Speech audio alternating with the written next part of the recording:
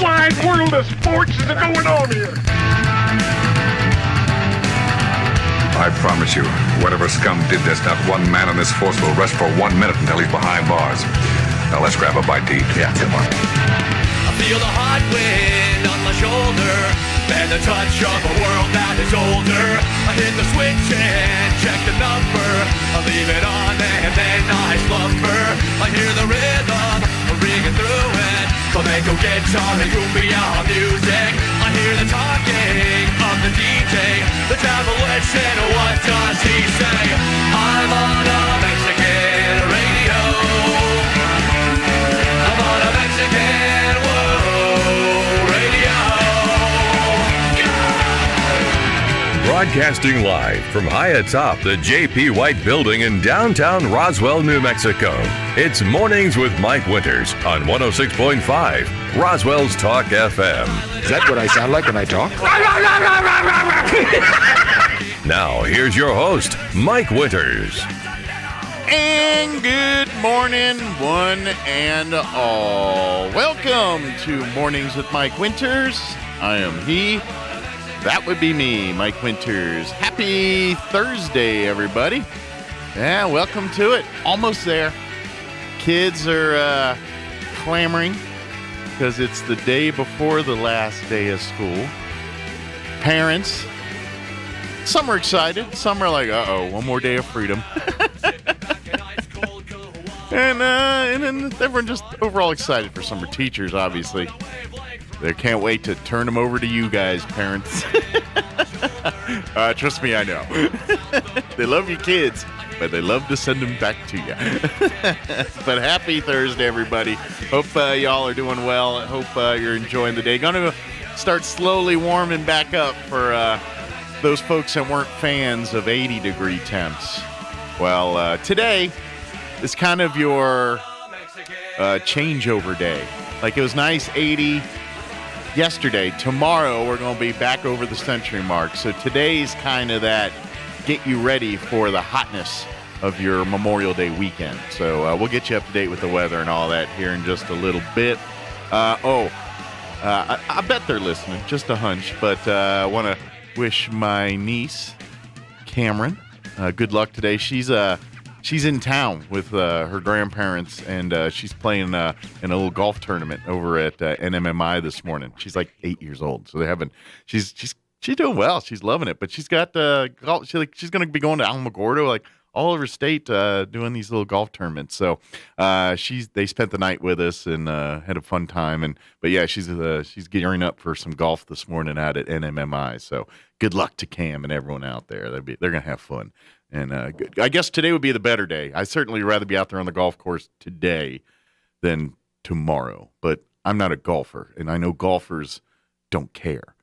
You literally have to pry them off the golf course when it's like thunderstorms. It's like, I'll be fine. There's trees taller than me out here. I'll be all right. No. But me personally, I'm like, no, it's got to be real nice. I mean, it's a little hot to be walking. Those golf carts come with air conditioning. But good luck to her. We got a full slate for you for today's show. Let me give you the rundown, what we got on tap today. Here this hour, about 7:15 or so, Magistrate Judge Casey Rogers scheduled to join us here and talk a little bit about the Magistrate Judge and, of course, what he's up to and all that. He's not... He's running, I think, for re-election, but I don't think he has an opposition or anything. But love talking with our judges. So we're going to have a great conversation with Judge Rogers here. In the 8 o'clock hour, about 8:15, we're going to have Don Weld's going to join us from Friends of Bitter Lake. We may have some other folks join us as well. So going to give us an update on what's happening out at Bitter Lake Wildlife Refuge. Of course, I know it's on the other side of summer, but they are getting ready for Dragonfly Festival and all that. I know that's couple months away, but they're gearing up, and of course they got lots of great things for families to go and do and be a part of during the summer months out at Bitter Lake Wildlife Refuge. So we'll talk with Don, get an update from him in the 8 o'clock hour, and then in the 9 o'clock hour, about 9:15, Elliot Rodriguez from Lone Depot will be back with us. Elliot joins us once a month and talks more, home ownership, but more about the buying your house for home ownership. He's the money guy. I always say when he goes to real estate, people that when you go out to buy your houses and all that, you want to talk to the money guy before you talk to the real estate agent. The real estate agent will be happier. Everyone will be happier. You'll be happier because you'll know exactly what your budget, what you can spend, and what you're approved for. You get pre-approved. That way, when you're out shopping for homes, you're shopping for homes in your, that way you don't fall in love for a house that's like $100,000 over your price range. Like, oh yeah, let's get that one. And they're like, oh wait, I'm only approved for this much. So, but no, he always talks sage legal advice and sage advice. But as a matter of fact, he loves first-time buyers. That's kind of Elliot's jam. If you are a first-time home buyer, he loves working with folks that do that, and just kind of, especially folks that you don't know the process. He loves to kind of help those families navigate through that stuff. So, and when families come to him and they're like, all right, well, we can't get you approved yet, but and he'll work with you, be like, do this, this, and this, and then come back in 6 months and we're talking about a house here. But yeah, and then of course the world we live in right now with supply and demand, and it's definitely a seller's market right now. But we'll definitely talk mortgages and all that with Elliot from Loan Depot here about 9:15 or so this morning. Plus, we'll have all of your normal features that include the news of the national variety, along with your town hall news, local news as well, the town hall Wall Street business updates, and whatever else we can come up with for this hour of the show. A couple things I want to put on your radar that are coming up here. Tomorrow, May the 27th, Tobosa is having their 7th inning stretch event that's going to be happening tomorrow pretty much all day out on the Chaves County Courthouse lawn. It'll be from 10 a.m. until 8 p.m. And at Tobosa's 7th inning stretch, they've partnered up with our local Roswell Invaders. They're going to have, of course, the Invaders will be out there, so you can come and meet and greet some of the Invaders. That'll be at 5 p.m. Tomorrow. They're going to have performances by the American Legion Color Guard, Tom Blake. Opening ceremony at 11. They're going to have Homegrown Boys, Balacita and Raulo. And the Royal Rebels, Cheer and Dance are also going to be performing. And then, like I said, they're going to have vendor booths, everything else. The Invaders will be there. Of course, you can learn about all of the different services that fall under Tobosa, whether it's early intervention for your children, or if it's job coaching, life skills coaching stuff for special needs, or daycare, or many of the other services available through Tobosa. They'll have all of their representatives there helping folks learn about those services. And, of course, come out and get baseball stuff. Got to have your peanuts and Cracker Jacks, great food, all that stuff, a petting zoo. It's just going to be a fun festival-like atmosphere on the Chaves County Courthouse lawn. Again, that's going to be tomorrow from 10 a.m. to 8 p.m. And, of course, if you'd like, a great way to help out Tobosa and the Roswell Invaders, if you go to Tobosa's website, trytobosa.org, or if you go to Tobosa's Facebook page, you'll find the flyer for this event, but you'll also find a link to purchase some Invaders tickets for during the month of June and July games. Click on those links. If you go through there and buy your tickets, the Invaders have helped out with Tobosa. A portion of those ticket sales go back to Tobosa and all their programs. So go to trytobosa.org and buy your Invaders tickets through those links there. And that way you're helping the Invaders, you're coming and seeing great baseball, and you're also helping Tobosa. But learn more and all that good stuff tomorrow during the 7th inning stretch. Again, that'll be on the Chaves County Courthouse lawn from 10 a.m. to 8 p.m. here tomorrow. All right, it is 7:14. Let's go ahead and take a gander at your weather. Like I said, the coolness is kind of in the rearview window. The hotness is looking ahead here. But here you go. I'm meteorologist Steve Hamilton with your Pecos Valley weather. Pretty nice for the upcoming weekend, but we will be on a big warming trend, so we're looking for 100 starting tomorrow.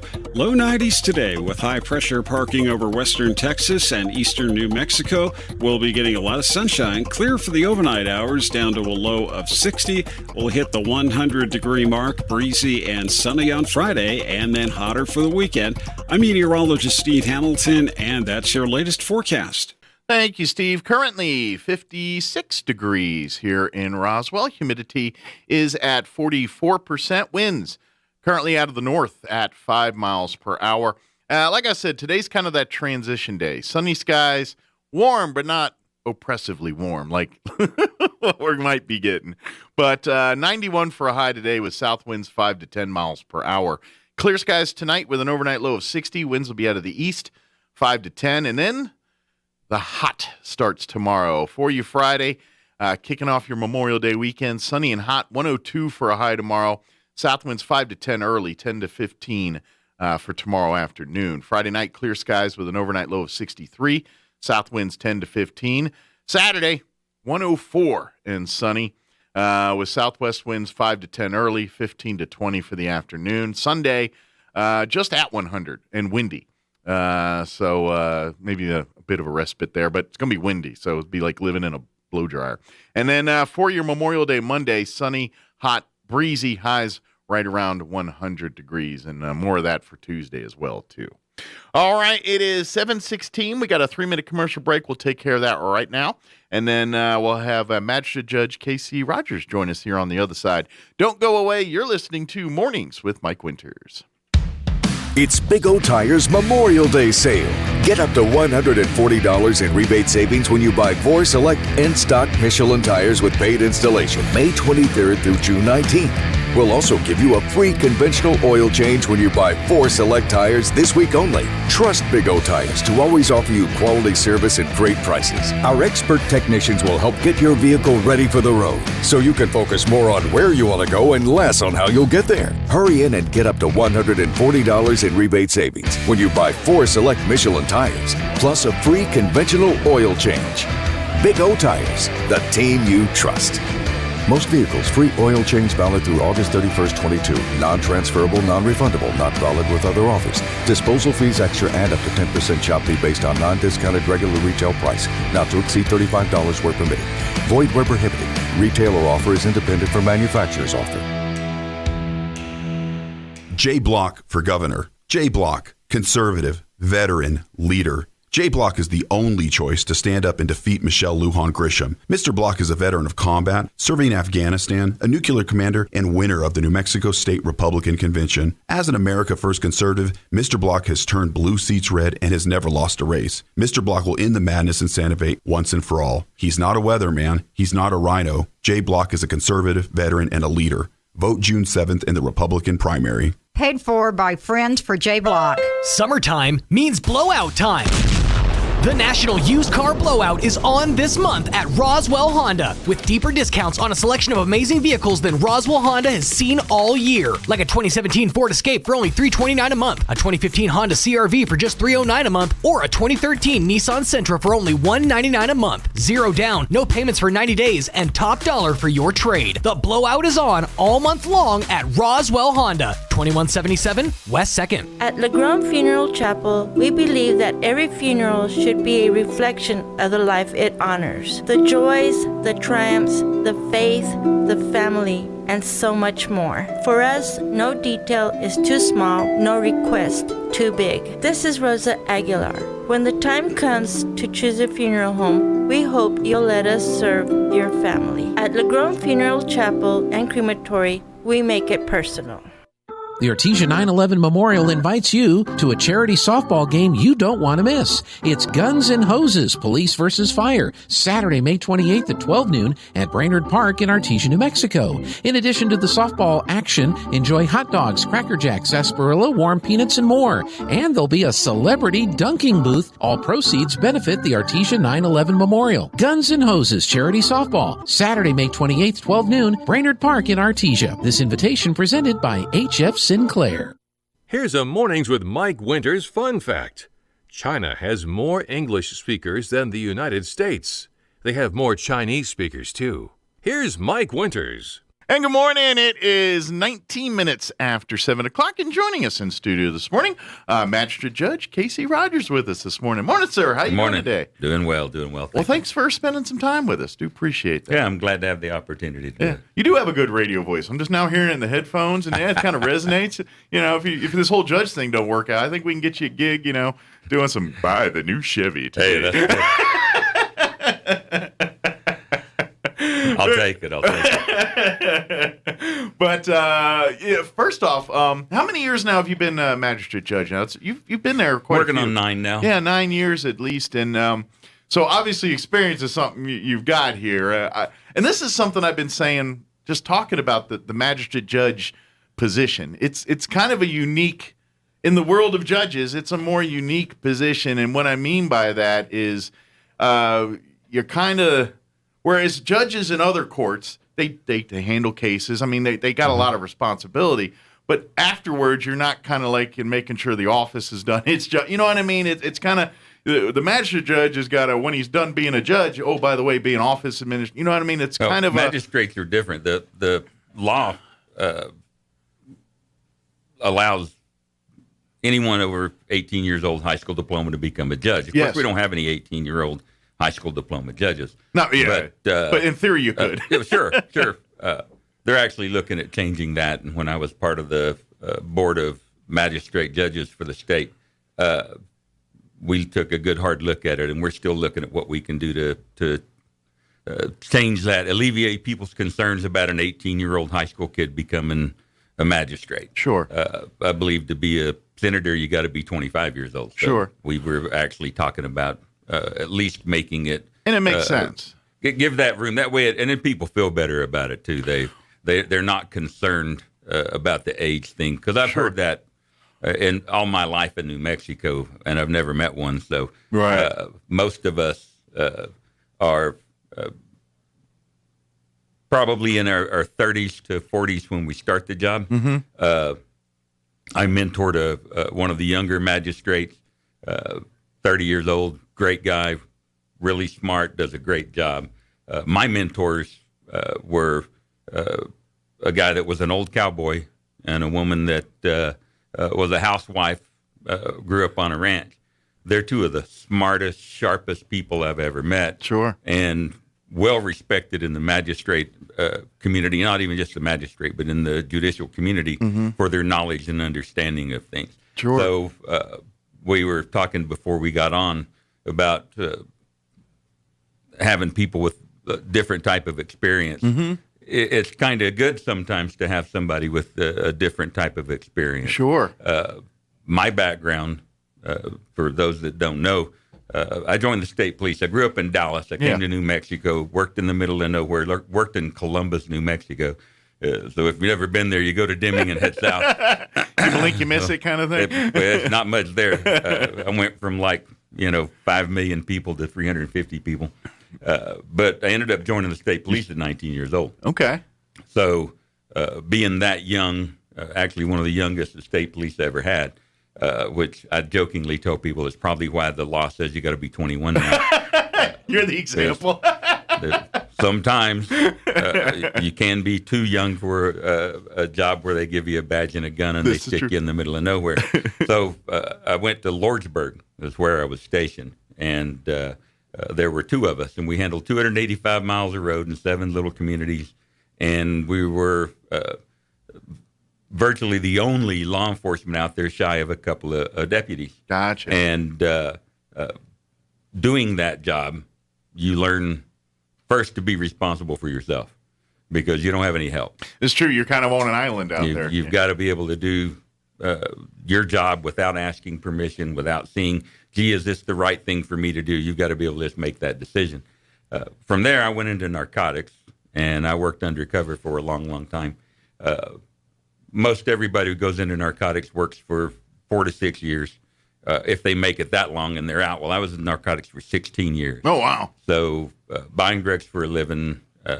I told somebody the other day that I was the state police's experts on murder for hire because I'd been hired to kill people which always sounds funny coming from a judge. Once you get the perspective on it. Sure. But learned a lot doing that. Ran criminal investigations, did primarily homicide-type investigations. I actually was in charge of the investigation over in Truth or Consequences on a guy named David Parker Ray. Okay. Who David, by all rights, was a tremendous serial killer. Yeah, I moved here later, but I've heard stories of his antics. Even to this day, I've started. Yeah, he was that, something. Yeah. But doing that when I retired, it was time for me to go. You reach a point where you realize, look, we work this job and do these things with the understanding at some point it comes to an end. And excuse me, I left. My father was a exec with IBM for a long time. Okay. A very learned gentleman, a couple of masters in business, international business background, or a bachelor's in theology and many things. So he and I discussed what I could do with the knowledge that I'd had, because I'd had a gun in my hand since I was 19 years old. That was pretty much all I Serve and understood. protect was your resume. Right. I interviewed for a job at 16 to work in a grocery store. I interviewed for the state police, and then I interviewed for magistrate judge. Those are the 3 job interviews that I've done in my entire life. Wow. How was that grocery store experience for the other two?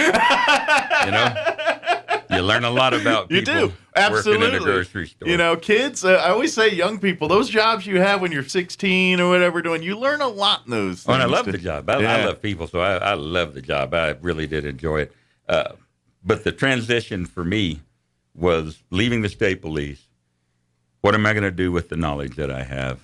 And we were raised in our family to be public servants. We have military background, school teachers, police officers. It's funny, I was the first police officer, but there had been a bunch after that. Yeah, I would say you kind of started the trend there, I think, a little bit. Well, and when you grow up in a military-type environment, a military-type background, law enforcement, pseudo-military, so we fit into that. Absolutely. Our mindset fits into that. Yeah, sure. The lifestyle is very similar. Right. Yeah. We have rules to follow. Most of us are very good at following rules, and we're very good at making decisions. And attention to detail, all those nice things. That's how I ended up doing all of that. But through a conversation with my father, I developed a company called Aspen, and I started teaching and developing alternative sentencing programs. Okay.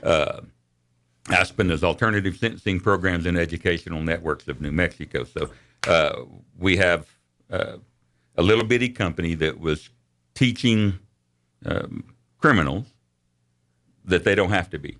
Gotcha. And it's interesting when you are in a jail with 20 men or 20 women that are incarcerated. Most of them have a history of incarceration, and you can see the little light bulb go on, and they go, oh, so I don't really have to do this. No, you don't have to. Sure. You've got yourself in a position that only you can get out of, and helping them, giving them tools to do it, but not in a therapeutic manner, but an educational manner. Sure. This is what the law says. So you wonder, how do I keep getting caught? Well, you break the law 15 times a day, 365 days a year. The odds are in your favor. You're going to get caught at some point. Yeah. So don't be mad about it. Figure out what you need to do to stop drawing negative attention from law enforcement. Sure. Because police officers don't drive down the road and go, I'm looking for Mike. Where's Mike? I think I'll stop Mike. Now they're driving down the road, and Mike runs a red light in front of him, and Mike gets stopped. Exactly. You drew the attention in the first place. Right. And most people don't realize that until it's explained to them, and they go, well, that makes a lot of sense. Mm-hmm. Because of that, and back in those days, Susana Martinez was the district attorney in Las Cruces, and I had known her. I'd run narcotics in Las Cruces. Okay. So you got a working relationship with her. So I knew of her. We knew each other. She was very heavily involved in the high-intensity drug trafficking areas, which all state police narcotics guys were a big part of that. And I approached her with the Aspen program, and she was very interested in utilizing it. It's only taught by retired state police officers. We've had other agencies, people from other agencies, but if you don't have a background in narcotics or criminal investigations, you're not really going to be able to teach it. One of the questions I would ask guys is, do you know how to manufacture methamphetamine? And they say, well, no, I wrote tickets for a living. Okay, well, you can't teach my class. Gotcha. Because half the guys in class know how to manufacture methamphetamine. Right. So they're not gonna respect what you're teaching them because you're not going to be understand able to, what the sure, concepts. If you can't answer their questions and they know that you're telling the truth, that's a really big deal. They have to believe the words that come out of your mouth. Sure. So one of our rules in instructing was this: we never lie to them. We just tell them the truth. And most of us, if you've spent the life that I had, you don't have to lie. You can tell the truth. The truth is weird enough. Sure. You don't really have to make stuff Well, up. and then they can relate to you as a human being. Sure. And I think in your line of work, whether it's law enforcement or as a judge, that's the difference between success and failure sometimes, is that person may receive the information when they look at you as, instead of Judge Rogers, they look at you as just KC Rogers. And I get people all the time go, hey, KC, sorry, Judge.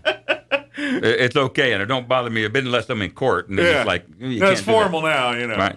But I actually found that I learned more in teaching criminals than I ever learned in enforcing the law, because you develop a perspective that everybody breaks the law. Well, everybody does in some shape, form, or fashion, unless you're homebound. Even then, you may. But the negative thought as a law enforcement officer, where you go, everybody's bad, everybody's got the potential to be a murderer. Well, that's true, but it's not. It's not what we deal with. And I had over 40,000 people go through my program before I left it. And I don't own it anymore. I gave it away. I actually gave it to the guys that started it taught and it. let them go and take it. If and you're flourish dedicated with it. enough to believe in what we were doing, then you get to keep it. So I gave it to him. The reason being that a judge can't sentence someone to a program that they have a financial interest in. It looks like a conflict of interest. It's absolutely a conflict of interest. So even if you're not looking to make money, you're just trying to help people. Sure. But so we have to completely remove ourselves from it. For the sake of the program, you're like, I got to step Sure. away. And I knew it was the right thing to do. Sure. And like I say, I'd learned so much from seeing these people in a different light and recognizing that this 19-year-old gangbanger kid that got probation for possession of meth is sitting next to a surgeon from UNM who rammed an old lady's car because she wouldn't drive fast enough for him. So that really those lines start to not to blur, but they intermingle, and you realize that, look, we make way too many judgments about people in law enforcement, that those same judgments that help keep us alive, you can't make them about everyone all the time. Absolutely. Yeah, and then when I became a judge, I realized that none of that matters anymore. You have to be able to walk into the door with a clean slate. Now, that doesn't mean you can't get rid of it. Sure. It actually serves a good purpose, but it's not something that I don't rely on my past to decide guilt or innocence. Sure. Because only the information that's given to me at the time is what I utilize for guilt or innocence. Well, and also too, though, where some of it, where obviously a law enforcement, a peace officer sitting on the side of the road, there's a lot more variables going on there as far as that their priorities at that moment are safety and security, not so much who's right, who's wrong. Sure. You know what I mean? And so by the time they get in front of you, that all dust is settled, so you can really focus on, okay, let's look at the charges at hand here.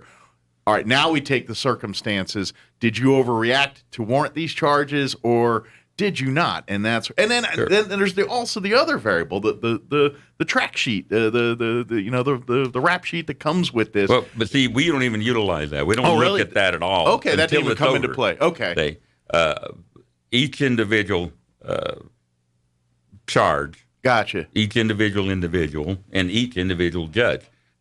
When I mentor judges, I'd always tell them, it's your robe, your courtroom. Mm-hmm. You make a decision that you have to live with. I can't make it for you. I can't decide it for you. That's your job. It's not even proper for me to have input as to what you should do unless we're discussing a point of law. Gotcha. Okay. So this is a confusion over what the law is and interpreting it right. Sure. Then you can have that conversation all day. And that judge has the ability to either accept or ignore my input. But we don't have that. We most of the time, a conversation that I might have with another judge is about something that's already taken place. Okay. I had a case the other day, blah, blah, blah. Oh, really? So how did you handle that? Well, I looked it up, and the rule said this. And so that's the kind of stuff that takes place. Okay. We don't discuss things before they happen. It's not ethical. So do you look at, like, the accused history at sentencing? Is that when that comes into play? We look at their history. First off, magistrate judges are the very beginning of the process. Gotcha. So a person gets arrested. They go to jail. The magistrate judge approves or denies the criminal information, approves or denies the complaint. Okay. Is there probable cause here? Is there not? Is there enough information in this to believe that it warrants this individual being arrested in the first place? Okay. So our next job is to decide whether they get a bond, whether they have to stay in jail. The laws have all changed now, so unless there are certain things inside their background, they have to be released. Gotcha. Have to. Okay. Very distressful sometimes to try to figure out, I don't trust this guy. I don't want this guy on the street. This guy is really dangerous, and he has no criminal history. Sure. There are other things to do, but but by the law, there you have to protect that man's or woman's rights. That's exactly what they got to do. And here. we're judges; we have to follow the law. That's it doesn't. Our personal opinion doesn't come into play. We've got to follow the law. And this is at that point where if the public's listening and they're not liking what they're hearing, this is why you need to talk to your legislatures. And stuff. They are the ones who fix it. The judges just interpret it. That's also why I don't have Facebook. Because I'm sure somebody out there is going to be unhappy with me. It's probably ignorance is bliss sometimes when you stay out of those I things. told a couple of attorneys yesterday, I said, I've never been in a business that was considered to be a make people happy business. Somebody's always going to be upset. But that's the first step of it for a magistrate. Sure. Do we give you a bond? Have you got a reason for us to not trust that you're going to show back up? Gotcha. And that's pretty much all it is. Then we have to break down whether you're a danger or not. So that's that criminal history part. Okay. We never look at it again until sentencing. So Okay. if it reaches a point that they're sentenced by us, then we look at it. Then Gotcha. we make another determination. Well, how do you handle, and this is where the human element comes in, because obviously you've been doing this for 9 years. Like you said, you were an officer before this. You've got a long time of experience in this world. You see a lot of people. I mean, Absolutely. Obviously, there's going to be people that come before you in the magistrate that you see time and time again. So I know your job is to ignore history, but you're a human being. You were in the room with the person, and you're like, all right, I'm seeing you time and time again. I mean, how does that? Because I know as a human being on my side, I'm like, what are you doing here again? You know what I mean? This is the thing, though, I think, where it comes to the way I look at it is the trust factor. Sure. The community has to trust me. The individual in front of me, more than anybody else, needs to be able to trust me. Yeah. He needs to know that he's going to be treated fairly. And it's interesting that I've had people that I have sent to prison before. Yeah. And now they're in front of me. And I had an instance where an attorney, a defense attorney, said, Your Honor, I don't know that you can hear this case. And I said, okay, counselor, why not? Yeah. And she said, well, this individual tried to kill you back in 1994. Oh, you said And you I might said, be a little bit. I don't remember that. Yeah. And she gave me some particulars, and I said, oh, absolutely right. I shouldn't hear this case. The defendant said, it's okay. And I said, no, it's not proper. It's Sure. not, whether it's okay or not doesn't change the fact that it doesn't look right. Sure. It's going to So- set up an appeal regardless what happens in this court. It seems And in like. the law, there is a thing for that judges deal with, and it's called the appearance of impropriety. So you can be 100% right, but if it looks wrong, you have to pay a ticket. You're running late. I'm walking into court. You say, Judge, hey, how you doing? I got to make this $50 payment, but I got a doctor's.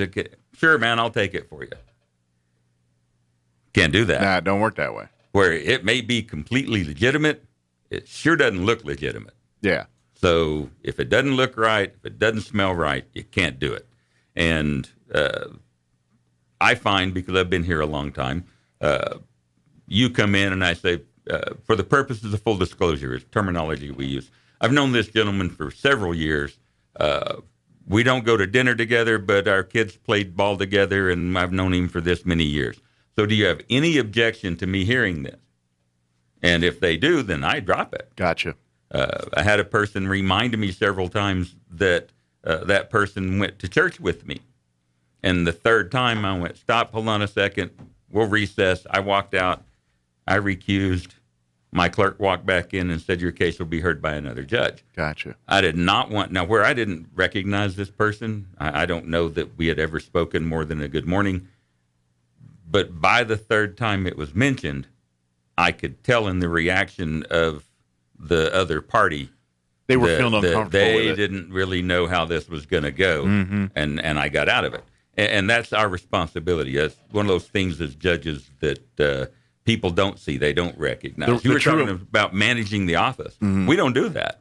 We have a court manager. Okay. And our court manager manages everything. We manage the courtroom. Gotcha. Okay.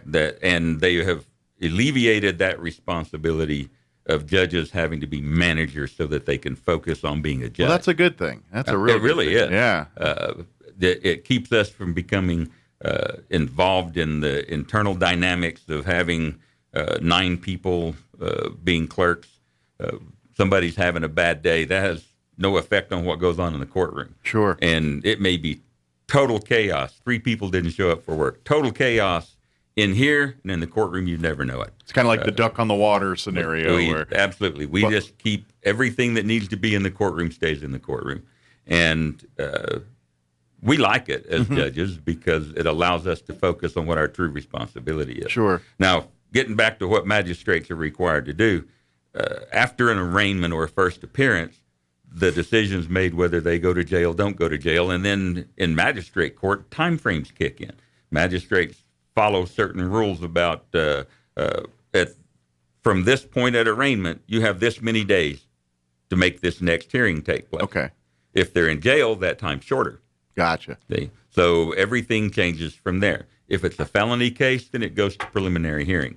And a preliminary hearing is where you hear the facts through testimony, through evidence, and decide whether there is enough probable cause to send this case to the district court to go to trial. Okay. So in essence, it's a way scaled down version of like a grand jury. Sure. And, well, grand juries are interesting. We don't do many of them in the 5th Judicial District, but I've been a part of many of them.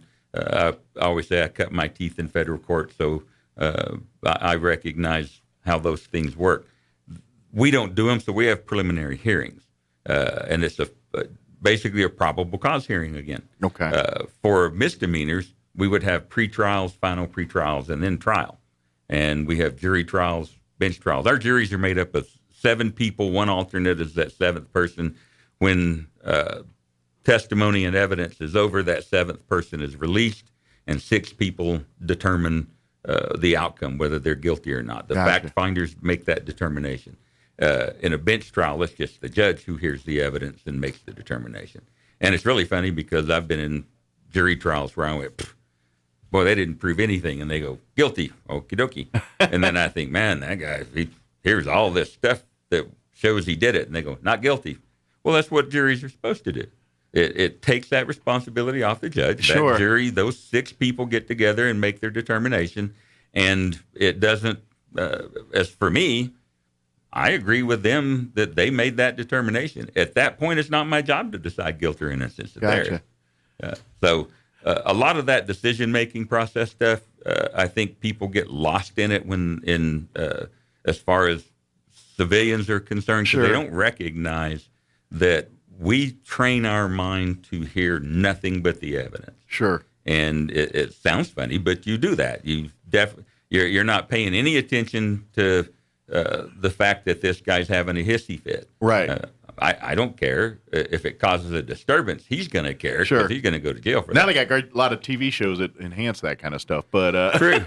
Go on A&E. They got like Court Cam. I mean, there's all kinds of those shows that just show those kind of outbursts and everything. But at the end of the day, that has no variable in what the judge is doing. Well, we judge solely on what's given to us. We do civil cases. We're small claims court, so it's $10,000 or below, and we're landlord-tenant. And it's very interesting to hear those cases because that could be two guys who were best friends forever and ever, and one of them says, "Hey, I'll fix your lawnmower," and he never fixes it, and the guy sues him over it, and now they're not friends anymore. And you go in and say, "Have you gentlemen discussed this?" Well, since he decided to sue me, we haven't talked. Well, would you like to talk it over a little bit before you let the total stranger decide what's going to happen? Yeah. And they go, well, yeah. And the next thing you know, they're back in the door going, oh, we worked it out. Yeah, we're going to go get a cup of coffee. So we love those. I mean, that's because in a civil case, somebody's going to be unhappy. And I imagine that's probably the more fun part of your job. And I don't mean fun is the right word, but the more satisfying part of that job. We like it. Yeah. It's nice when everything works out. That thing about it, when a plan comes together. Yeah. It's nice when I don't have to be the bad guy all the time. And they get the opportunity to fix it themselves. They just didn't realize that they could. Well, and I would also argue the feelings are going to be a lot less hurt when they figure it out themselves versus what you told them they Absolutely. think. That's going to create still... Because somebody won and lost at the end of the day, if you make a decision, that's going to create that animosity still there. Whereas they worked it out and in their head, they can rationalize however they want it and be good to go. Right. Like I say, we're not in the make people happy business. Somebody's going to be unhappy. It's true. It's just the way it is. So, I mean, I'm curious, how often do you get those moments we see like all the time where you get folks that come across your court and you actually reach them where you're like, okay, this turns from not a punishment, but we're trying to get this person off this path here. I mean, how often does that happen where your job turns to we're really saving people more than we're trying to punish people? The quick answer is not often enough. Gotcha. But it really is a cool deal when you realize that you fixed this. And again, I don't think that's the right language, that you have assisted them in fixing it. Because we can't fix. We're not there. At the end of the day, they're the ones that have to make that decision. They have to do it. Yeah. I had a gentleman many times in jail that I refused to put in jail. And he asked me, well, I just want to go to jail. Can I go to jail? No.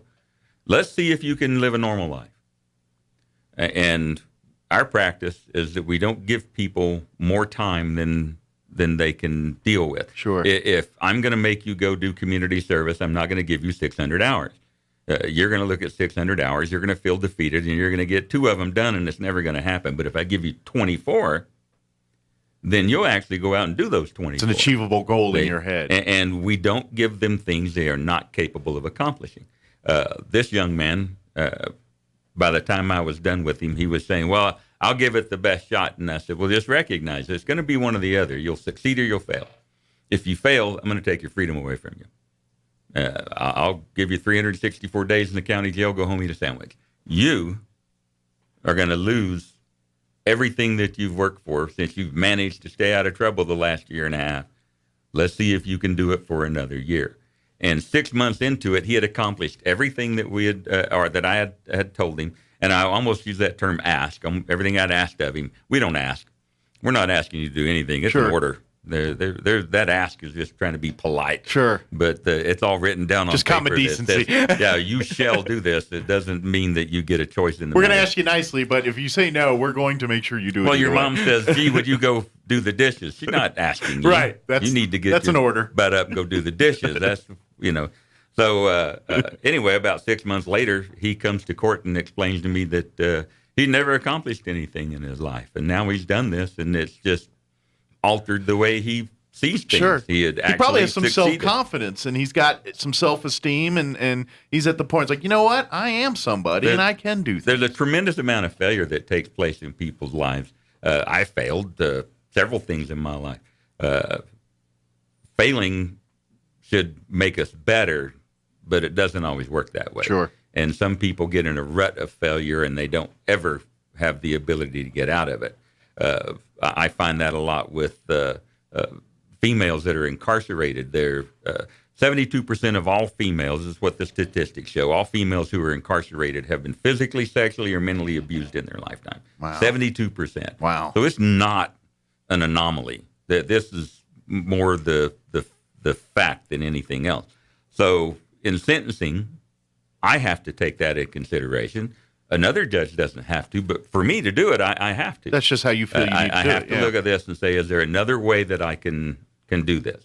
So I get a reputation, and I don't make any bones about it. My reputation is that I'm mean, I'm gruff, I'm this, I'm that. I appreciate it, but I'm very point blank. I don't see a lot of reason to joke around in court. I grew up in federal court, so the processes in my mind are clear. Sure. It's a time and place for things, and in the courtroom is a time and place for this, and that's what we do. My courtrooms are quiet. We don't have a lot of conversation. There's not a lot of dead time because we're very fluid. We keep things moving. If I call a case and that person isn't ready, I call the next case. I don't say, okay, well, I'll sit here and twiddle my thumbs right. until you get ready. I got other things I can do while we're waiting. Your case goes to the bottom, and we just keep moving. The citizens that I deal with that go, oh, gee, he's mean, they aren't taking into consideration the fact that I've given you 2 chances to do this. So this third one's done. And I have a tendency to write no more chances in my notes. And I show it to them. See, right here, it said no more chances. So guess what's going to happen if you mess this up? And then they come in and they've messed it up. And it's like, do we need to discuss this? Yeah. And it's funny, the people I've known for years that come in and say, no, I know what you mean. I didn't do what you told me to do. And that's all I had to do was just do what you said. Sure. And I didn't make it. So, yeah, I'll go to jail. I don't like people being in jail. I don't think that jail solves a whole lot.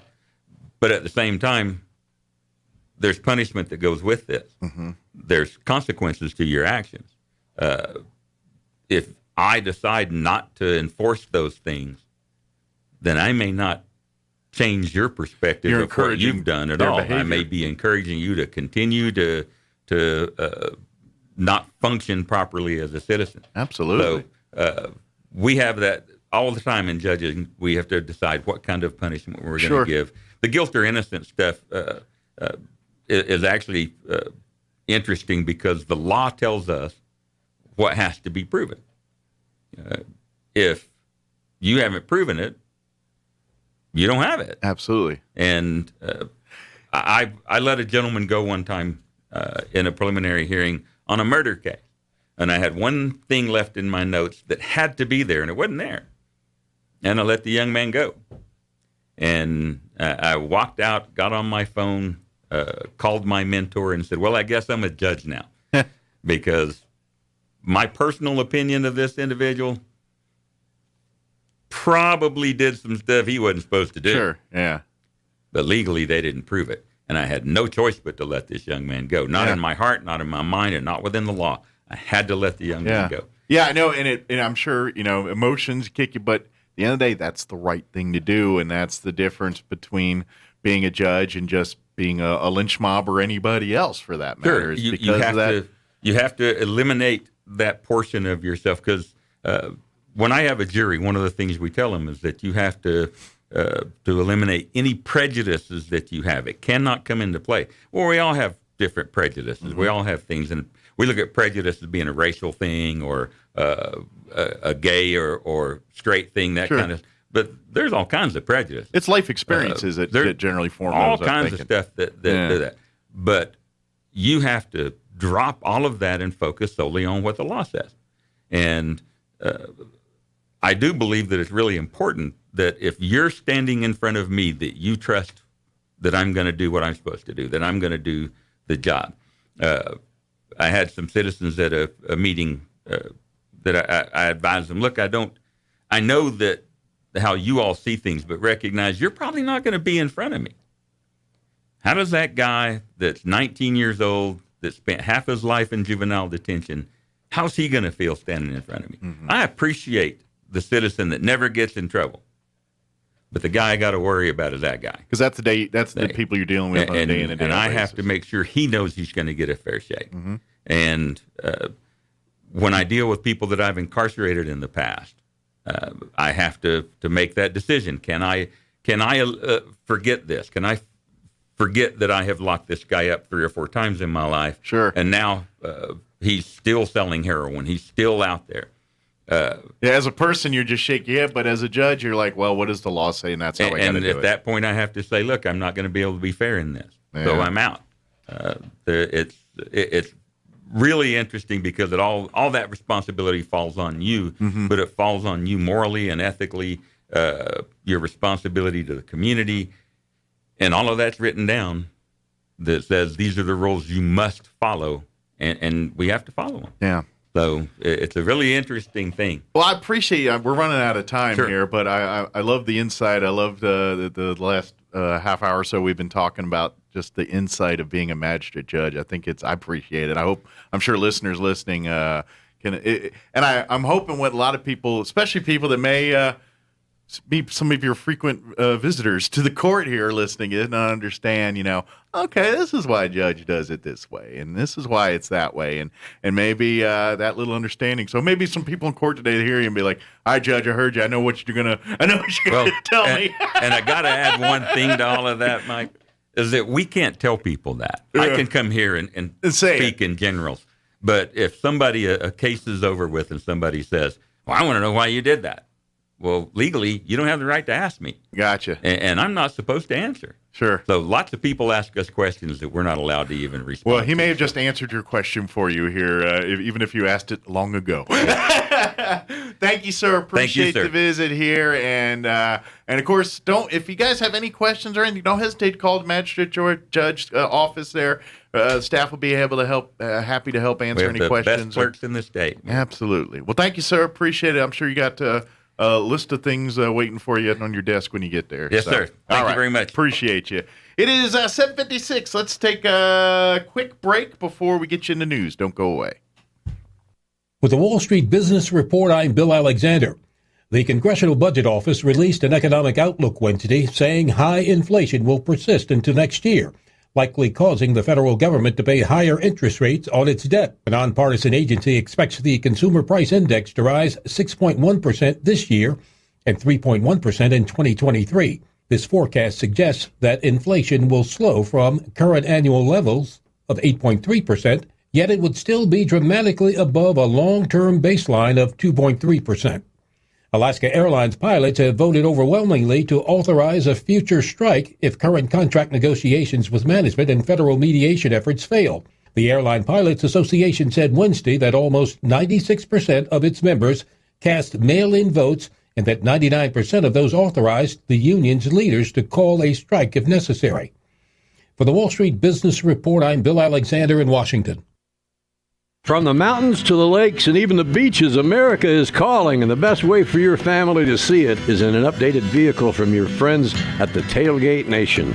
Roswell Ford has southeastern New Mexico's largest inventory of really nice pre-owned cars, trucks, and SUVs. These are vehicles you can count on to carry your family safely and comfortably from sea to shining sea. All have survived a rigorous 139-point inspection, and Roswell Ford gives you a 3-day money-back guarantee. So if you find something you don't like, you can just bring it back. Roswell Ford is always looking for gently used cars and trucks. If you have one you want to sell, we'll make you a cash offer on the spot, and we'll give you a week to think about it. So get your motor running and head on out to the highway. Vacation season is here, and your friends at the Tailgate Nation have the vehicle you need to see the sights and do it right.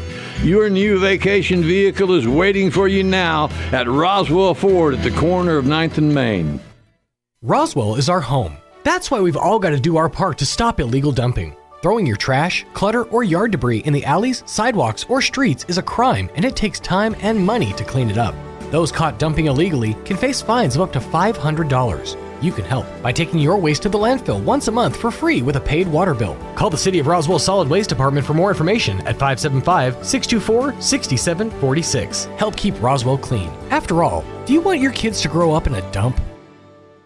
You're invited. Car Affair 2022, presented by the Cars Club of Carlsbad. Saturday, June 4th at the beach in Carlsbad. Early registration is Friday with a cruise. Then Saturday, car registration starts at 8 a.m. and ends at 10:30. Enjoy music, food, car-related swap meet, 5K run, door prizes, and a special Tri-5 Chevys area. To register or for more information, visit carsclubofcarlsbad.com or Carlsbad Automotive Restoration Society on Facebook. Enjoy Carlsbad's biggest car show, Saturday, June 4th at the beach. Ad paid for by Carlsbad Lodgers Tax.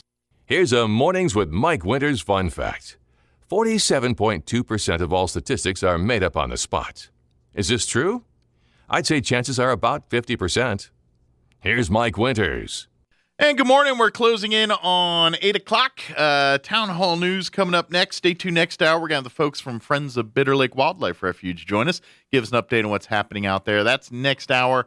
But first, we'll do some Town Hall News. Thank you to Judge Casey Rogers for joining us. That was a great conversation. I love talking little inside baseball with those guys. Appreciate that. All right, you're listening 106.5 Roswell's Talk FM, KEND, Roswell, New Mexico. We'll be back. News this hour from townhall.com. I'm Rich Thomason. A grieving father, his daughter, one of the 21 victims of the massacre in Uvalde, Texas, says that police appeared unprepared and moved too slowly to stop the carnage inside the elementary school. Javier Cazada's daughter, Jacqueline, was one of the 19 fourth graders killed in Salvador Ramos' attack on Robb Elementary School in Uvalde, Texas. He says when he arrived during the attack, police were still outside the building. Cazara says he was so upset he thought about going in himself with several others. Ramos' grandfather, Rolando Reyes, was asked why he shot and wounded his grandmother before the school attack. I don't know. No sabe lo que pasó. No sé. Reyes, seemingly stunned by all the questions, also said he didn't know the 18-year-old had bought 2 semi-automatic weapons. I'm Tim McGuire. And last evening in Uvalde, a candlelight vigil for the victims, hundreds of mourners attending. America's big city crime wave continues. Shots rang out in Philadelphia, where the chief police inspector, Scott Small, says that 4 people walking to a prom last night were shot by a gunman on a mountain bike. They were about to send this young male and female. They were going to go to a prom, and that's why everyone was getting together and having a party. The audio from WPBI TV6 ABC in Philadelphia. Surveillance video captured the suspected gunman, but police did not. They're looking for him now. The number of Americans applying for unemployment benefits dropped last week, falling by 8,000 from the week before, dropping to 210,000. Stocks are rallying on Wall Street this hour. Right now, the Dow is up 416 points for a gain of more than 1%. The Nasdaq 174 points higher, and the S&P is up 54. More on these stories at townhall.com. I'm about to compare a pepper shaker to a cash-out refinance. Hang with me. You know when you're at a restaurant and they ask, would you like some fresh ground pepper? And then they crank that giant tube, but almost nothing comes out? For me, only a certain amount of time is socially acceptable to wait. I know that getting that pepper out might make my life better, but it just seems too impossible. And that's what we hear people say about the cash-out refinance. People realize that the value of their home has gone up like hot pepper the last few years, leaving all this extra money sitting inside their home. But is it too hard to get out? It's Ryan from United Faith Mortgage. If you're interested in cashing out the extra pepper in your home, we're good at doing all the work while you just sit back and relax. And often, your mortgage payment and years in the loan will stay the same. If you'd like to hear about your options, we are United Faith Mortgage. United Faith Mortgage is a DBA of United Mortgage Corp. 25 Meadow Park Road, Melville, New York. Licensed mortgage banker. For all licensing information, go to NMLSConsumerAccess.org. Corporate NMLS number 1330. Equal housing lender. Licensed in Alaska, Hawaii, Georgia, North Dakota, South Dakota, or Utah. Ukrainian President Zelensky rejecting suggestions by some in the West that he should make territorial concessions to Russia in return for peace. We are hearing some talk of this from international members of the community that, for example, Henry Kissinger, the former US Secretary of State, talked about the idea of giving up Crimea, and that went down about as well as you could imagine with President Zelensky. He said that it's the sort of compromise that is akin to those given to the Nazis in 1938. There is virtually no chance that they will be saying that they'll give up territory at this point, and I think it's not just for politicians that it's unpalatable, but for the Ukrainian people as well. The BBC's Joe Inwood. British Foreign Secretary Liz Truss visiting Sarajevo. Her mission to reaffirm the UK's commitment to peace and stability in Bosnia amid growing fears of malign influence from Russia in the ethnically divided Balkan country. News and analysis at townhall.com. Video game workers at a division of game publisher Activision Blizzard have voted to unionize, creating the first labor union at a large U.S. video game company. The 19-3 vote affects a small group of Wisconsin-based quality assurance testers at Activision Blizzard's Raven Software. It develops the popular Call of Duty game franchise. The unionization campaign by employees was part of a broader internal shakeup at Activision Blizzard. The new union will be represented by the broader Communications Workers of America. It's been stepping up campaigns in the largely non-unionized tech and gaming industries. Bob Agnew reporting. A second emergency shipment of baby formula has arrived in the U.S. from Europe. The second such shipment of hypoallergenic formula to reach the U.S. flown in aboard military planes. Once again on Wall Street this hour, stocks sharply higher with the Dow up 420 points. More on these stories at townhall.com.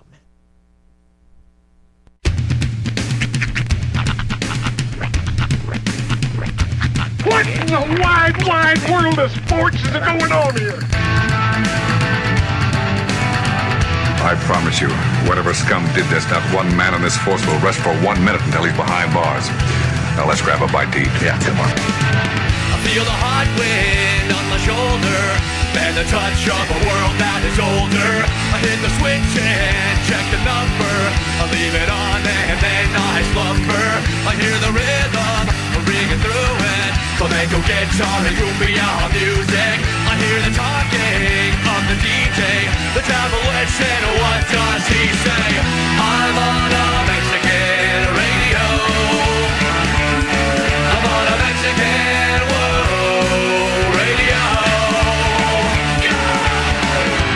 Broadcasting live from high atop the J.P. White Building in downtown Roswell, New Mexico.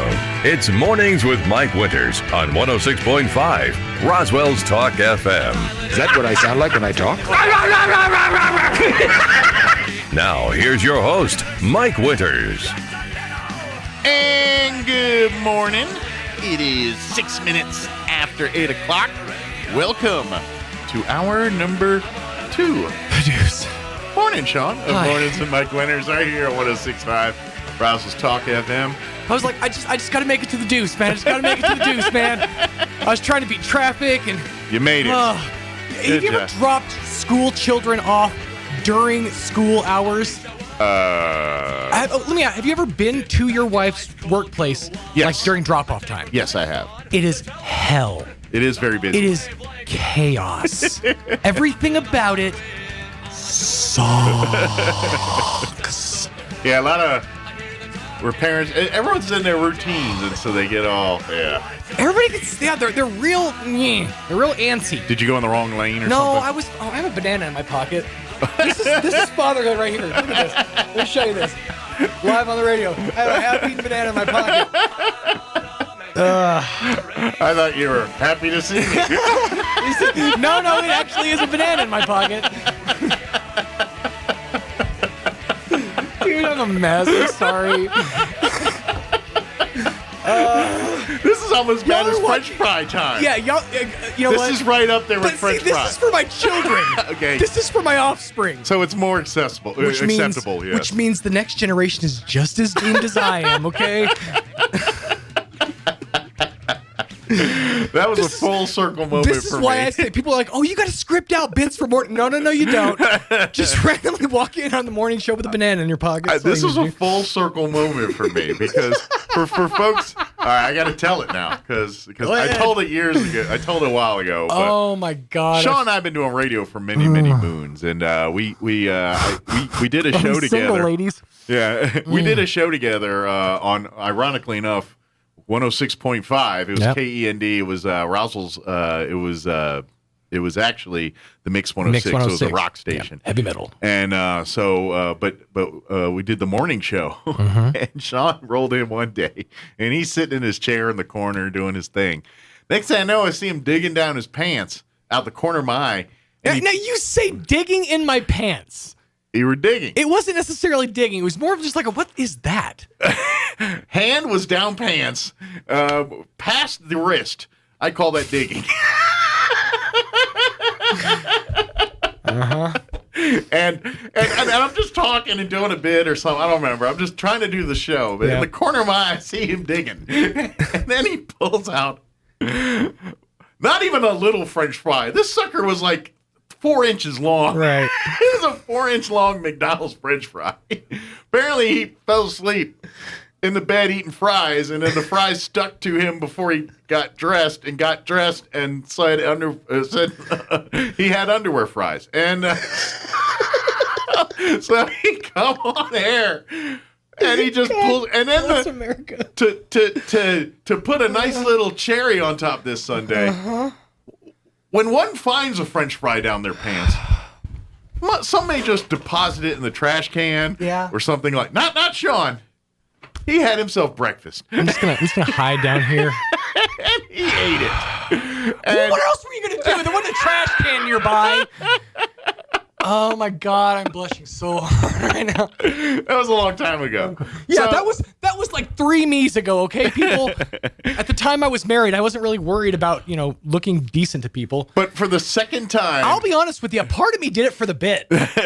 Probably because I'm me. I can see that. Yeah, but in 20 years. We come back and he sits in front of me, pulls a banana out of his pocket. Now let me explain the banana. This isn't nearly as fun of a story. Now, first of all, that was in my pocket. Okay, this was in my pocket. True. He's an adult now. This is where I keep my snacks. Must have a lunchbox. I have my son with me today. He was eating a banana in the back of the seat of my car. I get it. There was only so many hands he had, and, I had to store the banana somewhere. I'm like, I'm just going to pop this banana in my pocket. I rushed in for the deuce, forgetting I had a banana in my pocket. I still have my bag, okay? I haven't see if you unloaded for the morning. Would have been a real baller move if you would have pulled that banana out and taken a bite, or trying to make a phone call with it.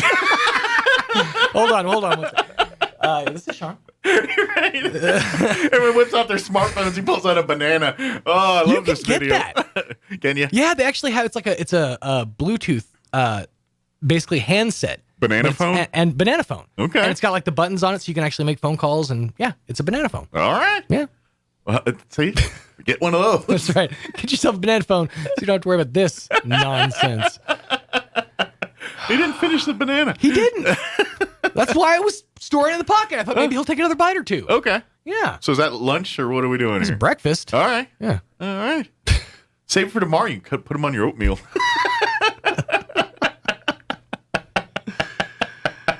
Oh, man. Well. There's bologna in the fridge if you're hungry. Again. And some mayo. I saw that. Yeah, mayo. I'm sure you open your fridge like, what is he putting in his coffee? Yeah, it's not like the little jar of mayo. It's like the family-sized jar of mayo. I didn't have a lot of money, and I had to make lunch for my kid the other day, and I was in a rush. We had a meeting at the office, so I said, I'll make a sandwich for him at the office. Nice. Yeah. I'm like, it works. Bonus, now we have bologna in the fridge. Ask me while I'll say BOLOGNA. Good morning, everyone. Of course, yours is Bar S, so they kind of messes up. Hey, only the best is branded Bar S. Bar S. That's right. Yes. I've driven past the factory, the main Bar S plant. Oh, yeah? It's just outside of Clinton, Oklahoma. Okay. Mm-hmm. See, back growing up, Baltimore has there's a meat packing company. They're called SK. ESKAY. And they do all the hot dogs. So like when you go to like Orioles games, it's SK hot dogs and all that stuff. So that was like Bar S is like back east. That's the Bar S version. Right. SK Franks. SK bologna and all that stuff. SK. Yeah. Matter of fact, I worked in a meat room when I was 18 for a little bit. And one of the guys that worked there used to be a sales guy for SK. Yeah. And all he talked about was Baltimore Colts and SK hot dogs. And were they that good? No. It's okay. It's okay. There's no banana in a pocket good. But tell you what, you want to go to flavor country? Right here. Well, I'm glad you're happy to see me this morning. But may I offer you a banana in this troubling time? I swallowed all these blood capillates. Oh man! All right, let's. We should probably roll in with the hour of the show. Now that that's out, yeah, I'm gonna go bananas here. So go tend to myself. I just came into deuce. Man. You did. You sure did. Lord, did I ever? Awesome. Bologna banana sandwich on my future. But Don Wells going to join us here from Friends of Bitter Lake Wildlife Refuge here in just a little bit. We'll get an update on what's happening out of Bitter Lake with him. I think he's by himself today. I'm not sure. But anyway, we'll find out in a minute. And then later on this hour, we'll get you up to date with the news of the local variety along with your town hall business update and whatever else we can come up with for this hour of the show. Hey, before we do get you into the weather, I do want to tell you about Sun State Technology. They're a group that knows that it's so much easier to consider when building smart, scalable, secure IT business solutions. They know what it takes to do that. That's why it's more important than ever to have a seasoned IT partner at your side to help you understand your options. Keep it cost effective and guide you through those changes and let you set up long-term success for your business. Since 2007, Sun State Technology Group has offered their businesses, schools, and municipalities reliable IT support. Computer network counseling. They also do voice over internet protocol or VoIP, VoIP, and other business IT solutions. So let the team at Sun State Tech design, implement, and support IT solutions that will improve your business's efficiency and more. Your business IT should increase efficiency. It should boost your productivity, and it should reduce your overhead. If it's not, you need to contact Sun State Technology here. Stay ahead of cybercrime, data backups, failing equipment, and more. Visit sunstatetech.com. Again, that's sunstatetech.com and get a free, no-obligation technology assessment today. Again, visit their website, sunstatetech.com. And I invite you to go back and check out, we had an interview earlier this week with Tim and Terry from Sun State. Had a great conversation with them. I invite you to go back to our Mornings with Mike Winters channel, take a listen, and learn more about what Sun State Technology can do for you. All right, it is 16 minutes after 8 o'clock. Let's take a look at that weather. I'm meteorologist Steve Hamilton with your Pecos Valley weather. Pretty nice for the upcoming weekend, but we will be on a big warming trend, so we're looking for 100 starting tomorrow. Low 90s today with high pressure parking over western Texas and eastern New Mexico. We'll be getting a lot of sunshine, clear for the overnight hours down to a low of 60. We'll hit the 100-degree mark, breezy and sunny on Friday, and then hotter for the weekend. I'm meteorologist Steve Hamilton, and that's your latest forecast. Thank you, Steve. Currently 61 degrees here in Roswell. Humidity is at 36%. Winds currently calm at the moment. Enjoy that. Sunny today. Expect a high near 91 degrees. Winds will be out of the east, 5 to 10 miles per hour. Tonight, we're looking at clear skies with an overnight low of 61. Winds will be out of the southeast, 5 to 10 miles per hour. And then the hot moves in. I mean, we got little hot today. Tomorrow and on next couple days is going to be the hot. We're talking sunny, hot, 102 for a high Friday. Winds will be out of the south, 5 to 10 miles per hour early, 10 to 15 later in the day. Friday night, clear skies with an overnight low of 63 and south winds 10 to 15. Saturday, sunny and 104. Winds will be out of the southwest, 5 to 10 early, 15 to 20 for the afternoon. Gusting as high as 30 miles per hour. So, a little breezy. And then Sunday, sunny, 100 and breezy. And then for your Memorial Day, sunny, breezy. Once again, highs right around 100. All right, it is 8:17. We're going to take a 3-minute commercial break, and then we're going to talk Bitter Lake Wildlife Refuge on the other side. Don't go away. You're listening to Mornings with Mike Winters.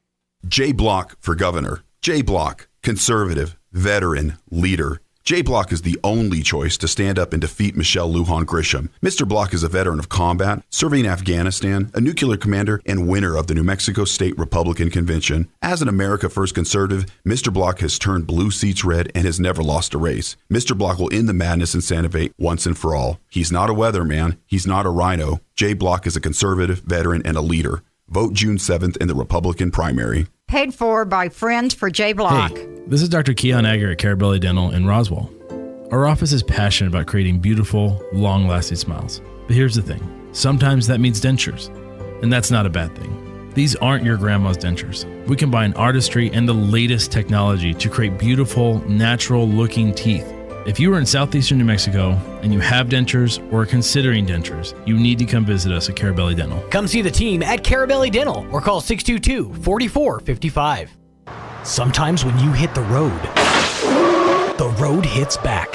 That's why MTA Mechanics and Tire carries major brands like Bridgestone, Cooper, and Michelin. Not only do you get top brand tires, but you also get a nationwide warranty. So wherever you are, MTA Mechanics and Tire has you covered. Stop by or let MTA come to you with their MTA Mobile Tire Shop, covering Roswell, Carlsbad, and Artesia. They can come to your home, office, or even the airport, and alignment is included on all sets of 4 tires. MTA Mechanics and Tires, getting you back on the road. Are you tired of the endless spiral of medications that mostly are there to treat the side effects of other medications you take? Many medical providers are quick to prescribe medication without looking for healthier treatment options. At Roswell Medical Clinic, we practice functional medicine, which looks for ways to treat your illness with healthier lifestyle changes and fewer pills. At Roswell Medical Clinic, our providers will take the time to explore treatment options that include lifestyle changes and don't necessarily rely on more prescriptions. Call Roswell Medical Clinic today to schedule your appointment at 575-623-3311 or stop by our clinic at 111 West Hobbs in Roswell. Roswell Medical Clinic. Don't wait for an illness to start valuing your wellness. KSVPTV.com is where you can watch the area graduation ceremonies this week. Wednesday, it's Artesia High School Baccalaureate at 7:30 p.m. Thursday, Roswell University High graduation at 6, Artesia High School graduation at 7:30. Friday, Goddard High School graduation at 7 o'clock. Saturday, it's the RISD Early College graduation at 11 a.m. and the Roswell High graduation at 7 p.m. If you can't attend or have friends and family members around the country or around the world, make sure they log on to ksvptv.com to watch the Class of 2022 graduation exercises. The broadcast of area graduations is presented by Pecos Valley Equipment, Trans Aero, Double D Animal Nutrition and Supply, Amigo Machinery, Sun Country Garden Center, J&J Home Care, Forest Tire, Carlsbad Medical, Carlsbad National Bank, the Eddy County DWI Task Force, and HF Sinclair. Here's a Mornings with Mike Winters fun fact. There are 293 ways to make change for $1. Try all 293 on the guy who keeps borrowing money from you. Here's Mike Winters. And good morning. It is 21 minutes after 8 o'clock, and joining us in studio this morning, wearing his Friends of Bitter Lake Wildlife Refuge t-shirt. I always say hat, but technically he's wearing the t-shirt today. Don Well back with us. Morning, Don. Good morning, Mike. I forgot my hat this morning. That's right. The t-shirt got you covered. Yeah. So you'll need the hat later for the sun. Yeah. Imagine if you head out to Bitter Lake this weekend, lots of sunscreen, lots of water, and it's going to be warm out there, but it should be beautiful. Come out early or come out late. Yeah. You know, get it early in the morning because that's when the animals are active. Animals are smart too. Yes, when they it's are. hot, they don't hang out and run around either. They're lying low and staying cool. So yeah, they know. Yeah. They've had a few million years ahead of us there to learn all of that. Yeah, be like the animals, and they might know what's going on in that situation. Yeah. But it's great to see that now the weather's warming up and we're getting out of COVID. That things are happening out at Bitter Lake Wildlife Refuge again. For folks, if you haven't been out in a while. I'd love to invite you to come on back out, and the gift shop and everything's open. We're back all up. open 5 days a week, though. It's only Monday through Friday. Good deal. The problem is we just don't have. We need volunteers. If you'd like to be a friend of Bitter Lake, that's another. I know we got some events coming up here, but if you would like to be a friend of the Bitter Lake Wildlife Refuge, it's a great way to be active in our community, but. It's fun because if you love the outdoors, if you love, even working, like if you're a gardener and love that kind of stuff, there's lots of volunteer work that they need, like service projects for trails to be repaired or replaced, or various like the bird observation deck there. That was one of the major projects that got done. Finished up, yeah. But there's a lot of projects that get done, and it's done by the Friends volunteers, and it's sometimes raking and doing some work on trails, or maybe even to the point where they're mitigating and getting rid of some of the invasive wildlife, or not wildlife, but plant life and things that are salt cedar. Yeah, the ones that try to come in and basically attack Bitter Lake.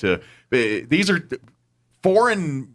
The salt cedar, it's stuff that's not native to this area that got brought here and turned out to do real well, and to the point where it overcrowds and crowds out what should be here. That's right. That is one of the constant battles that Friends of Bitter Lake and Steve and everyone out at Bitter Lake, they're constantly doing those kind of projects to keep what's supposed to be there, and what's not supposed to be there out of there.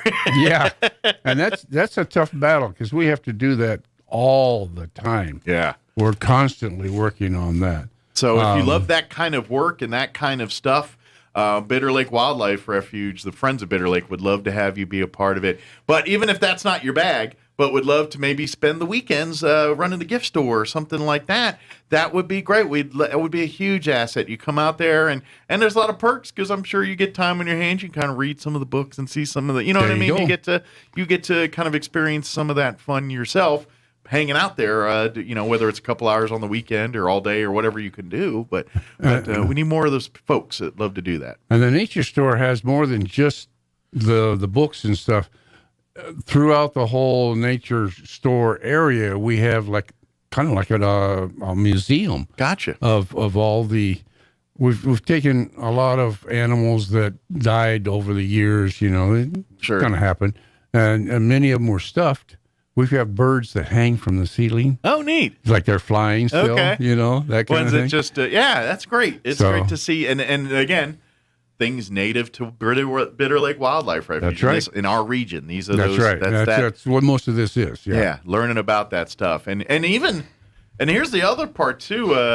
We talk about the natural history side of Bitter Lake. Mm-hmm. It's a study in human history as much as it is with our Native American hunting grounds and population, to even a little bit more modern history and a lot of the actual structures and things out at Bitter Lake are part of the New Deal era. They were built by CCC. Yeah, the CCC, which is during that New Deal era, during Roosevelt administration, where they had the New Deal stuff working on like infrastructure for roads and things. CCC was doing projects like Bitter Lake, and they've even got evidence of their work up in the Capitan, Cloudcroft, those mountain areas and stuff too. They were based at Bitter Lake during that area. And then they would go out to places like Capitan and work on the roads. They might spend days up there, but then they would come back to the Bitter Lake area and camp there. Okay, so that was kind of their base camp kind of like for a lot of that form. stuff. Yep. Which once you go out to Bitter Lake and see why, you see why it's their base camp. It's a beautiful little place. It literally is an oasis in the desert. We joke about it actually. It is. This is literally what that is. That's right. Yeah, you can go to Iraq and Iran and all the out in the deserts like that. We have our own little oasis right here. Yeah. You look around the outside area and you see desert, and it looks like a desert. Yeah. But right there, we've got those little ponds of water. Unfortunately, we don't have as much water as we did. The drought is 100 years ago. But. Yeah, and I imagine just the drought conditions and everything over time. That's because let's face it, as long as I've been here, we've been in a drought. You know what I mean? That's right. And it over keeps time, going down. So, but we have a lot of groups of people, and that's why and this is and this is something I want to explain. And because just some of the stuff we were talking about here, the oasis, the fact that it's there to preserve natural New Mexico wildlife and plant life. Right. It's a different place than bottomless lakes. I always want to get that information. Bottomless lakes is a great fun place. It's a recreational site. Recreation area to go swimming, picnicking, doing all that stuff. Right. Bitter Lake is a wildlife preserve. It's a reserve. It's for that's why we call it a refuge. Yeah, it's a refuge. It's there to foster and to enhance wildlife and plant life native to this part of our country. And here. mostly the transitory birds that come through. And here. it is also basically a pilot or flying J for our migratory. There you go. That's the way you put it. But for our migratory birds, we're like the interstate for the birds here when they go north and south for the winter. We even get pelicans that come through here. That's cool. Isn't that we were talking about that last time. Yeah, because I was thinking that's surprising. I would think they'd stay more coastal, but. Not always. I guess a few would get inland. Well, they go up to Salt Lake. Okay. They spend a lot of pelicans. That's one of their destinations. Do they prefer salt water? Is that? I think so. Okay. I'm not sure about that. But they come through here to the Gulf Coast. Okay. Texas Gulf Coast area, and then when summer comes on, they go back up. Into Utah in that area. Okay. So interesting. Yeah. I don't know. Just in my head. because I always see pelicans at the beach, you know what I mean, and those kind of things. I'm like, what the heck are they doing in New Mexico? Granted, we got a lot of beach, just not a lot of ocean for me. That's right. But it is cool to see that, and that's what we want folks to embrace and learn about Bitter Lake, because it's kind of like, think of it as also a little internal calendar. You're like, okay, it's the fall. I'm going to be looking for this. It's the summer. You go to Bitter Lake in the spring, and then you go in the summer, and then you go in the fall, and you go in the winter. It's 4 different experiences. That's right. There's different things going on at each phase or each season there. Maybe it's, some are more active than others, obviously, when we talk about animals and things, especially when we get to this time of year. It's going to happen. Unfortunately, folks, they don't care that you like to sleep in on Saturdays. They don't care. They got to do their thing before it's dark 30, because it's going to be 104 about noon that day. So they do all that. So I know we want to sleep in all that, but if you come out early, see that you can see some of the feeding, some of the hunting, and some of the things that they got going on at those times of the day. And that gate opens at sunrise. So you can get there dark 30. Dark 30. At sunrise, you pull in, you go down to the ponds on the south end. And you'll see the birds out there. You'll see them moving around. We've got raccoons. We've got fox. We've got watch out for the snakes. So, and now it's getting warmer. They're going to be out more abundant. Season. Yeah. I was out on the butterfly trail the other day, and I saw a beautiful bull snake. Now, when you look at those, and the first thing you think is, oh, that's a rattler. Yeah. No. You look at it a little closer, and it's just got the thin, narrow tail and the different head shape. Don't mess with them, but they're not poisonous. No. They won't like being messed with. But the bull snakes are good. We really want those because they keep the rattlers away. Gotcha. They're the deterrent for the rattlesnakes. Right. All right. And we have a couple of horny toads out there. Oh, cool. So I'm at certain times of the day, I bet you hear them. Well, they're out there chasing the ants. Okay. Because that's their favorite meal is they look for the ant nest. So try not to disturb the ant nest. Because I don't like the ants around my house. Right. I get rid of them. But that's a snack bar for the horny toads. Yes, so. That's their favorite meal. So interesting. Well, and that's when we talk about the circle of life and all of the nature's balance and the food chain and all of those things. That's where you get to see nature in action. You got it in the natural habitat, and that's what Bitter Lake's all about. I mean, I love zoos and I love what they do, but at the end of the day, they can't replicate what you're seeing out at Bitter Lake Wildlife Refuge. Yeah. When they say that's a wild in the wildlife, exactly. Yeah, and on the same note, when you come across animals and things out there, please be an observer and not a participant. That's Correct. Another thing I want to remind you. These aren't pets. These aren't animals that are accustomed to having people coming up to them and touching them. Mm-hmm. They are going to act erratically when you do that. They may just flee, most of them, but you may, if you come across an angry mama somewhere, you yes. I don't care if it's a raccoon, a bird, or something bigger. We have swallows out there that nest the entryway into the nature store. Yeah. We have some clay pots up in the rafters up there. And you nest and in the those? Swallows nest in there. During the nesting season, when they have those eggs opening up and their babies are starting to chirp and all that, please be aware of those young babies out there. Now, then the other animals, like the snakes, will try and find them. The Sure. raccoons will even Yeah, find they got them. a lot of predators. Sure, the fox, things like that. But those mama birds, they will dive bomb you. Yeah. And I'm guessing because they know the real predators are the fox and all that, that's why they go in those pots where there's... Right, it's up out of the way. Because they know where there's humans, there's probably not going to be as many foxes hanging out. They're not stupid. They know what they're doing. And they know that as a whole, we won't mess with them. Right. And there's more of them on the back deck as well, observation deck out Very back. cool. But that's great because you can bring your kids out there and safely, of course, and show them how these birds are. Look, they're raising their young and how they're That's doing right. it. And depending on the stages you catch them out there, you can maybe catch in some of the raising process where they're feeding them and teaching them to fly and getting them ready to be adult birds. If you're patient and hold back and watch them for a little bit, you will probably see that. That's cool. The birds will fly up and feed the babies and then fly off. Yeah. And that's the mom's job. That's right. Constantly Mom doing and 20%. dad. Yeah.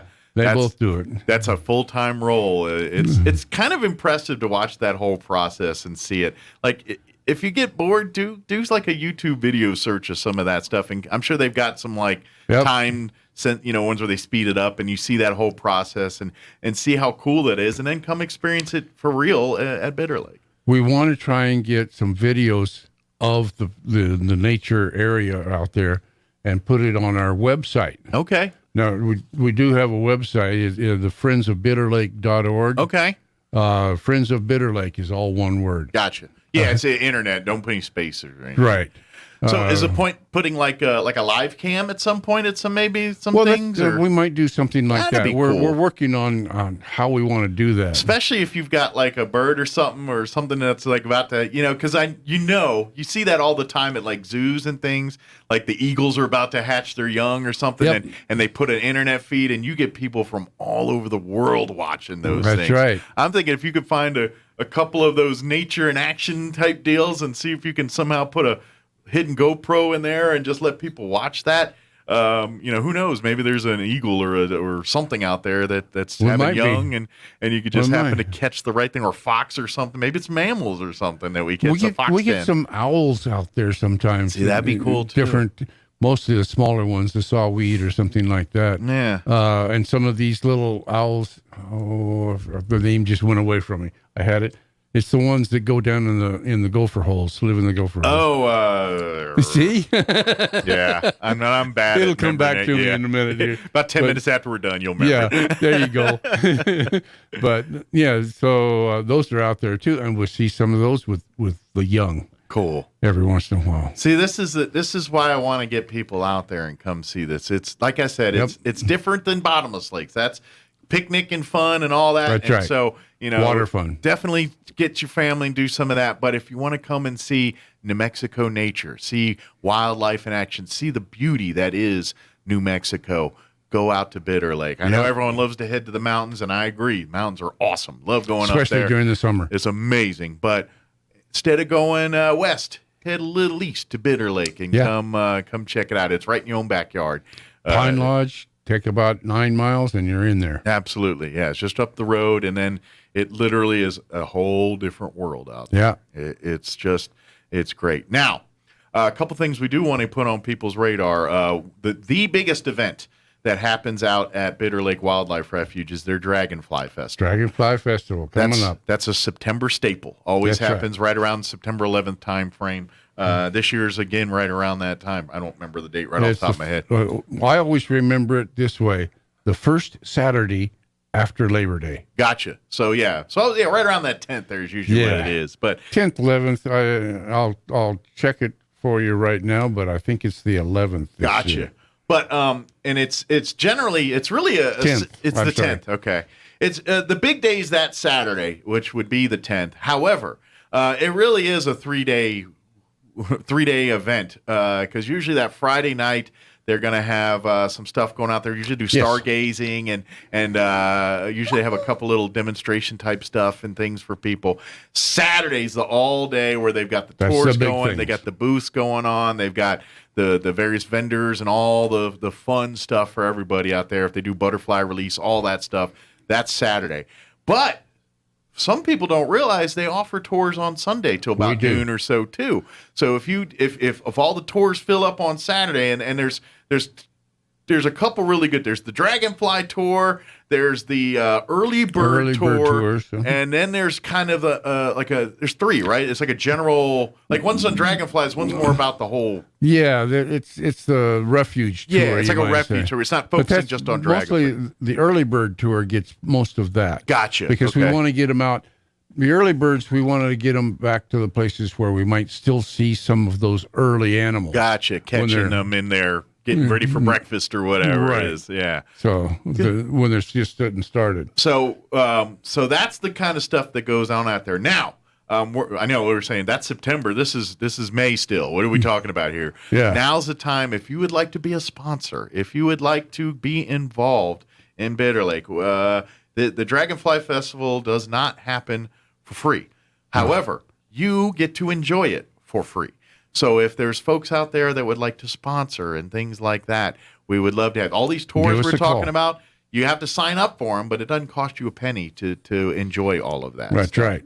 So if you're a business or an organization or an individual that would like to be a part of this year's 2022 Dragonfly Festival as a sponsor, the Friends of Bitter Lake would love to talk to you, love to have you come be a part of it, and make this year's, which I'm not going to lie, we haven't been able to do this in a year or two, so we're kind of a little anxious to make this one happen because we haven't had a chance to come out in the fall and do this for the last couple of years. But the Dragonflies have been there. They didn't leave, so we want to come always out there, and they're coming out. Actually, the dragonflies start coming out in the spring. Okay, April, May, or March, April, May. They start producing and coming out. They're little larvae in the water to start with, and that's the time of year when they start coming out of their larva stage into the actual what we see dragonfly stage. Okay, and they'll do that all summer. Wow. Coming out, flying around, mating.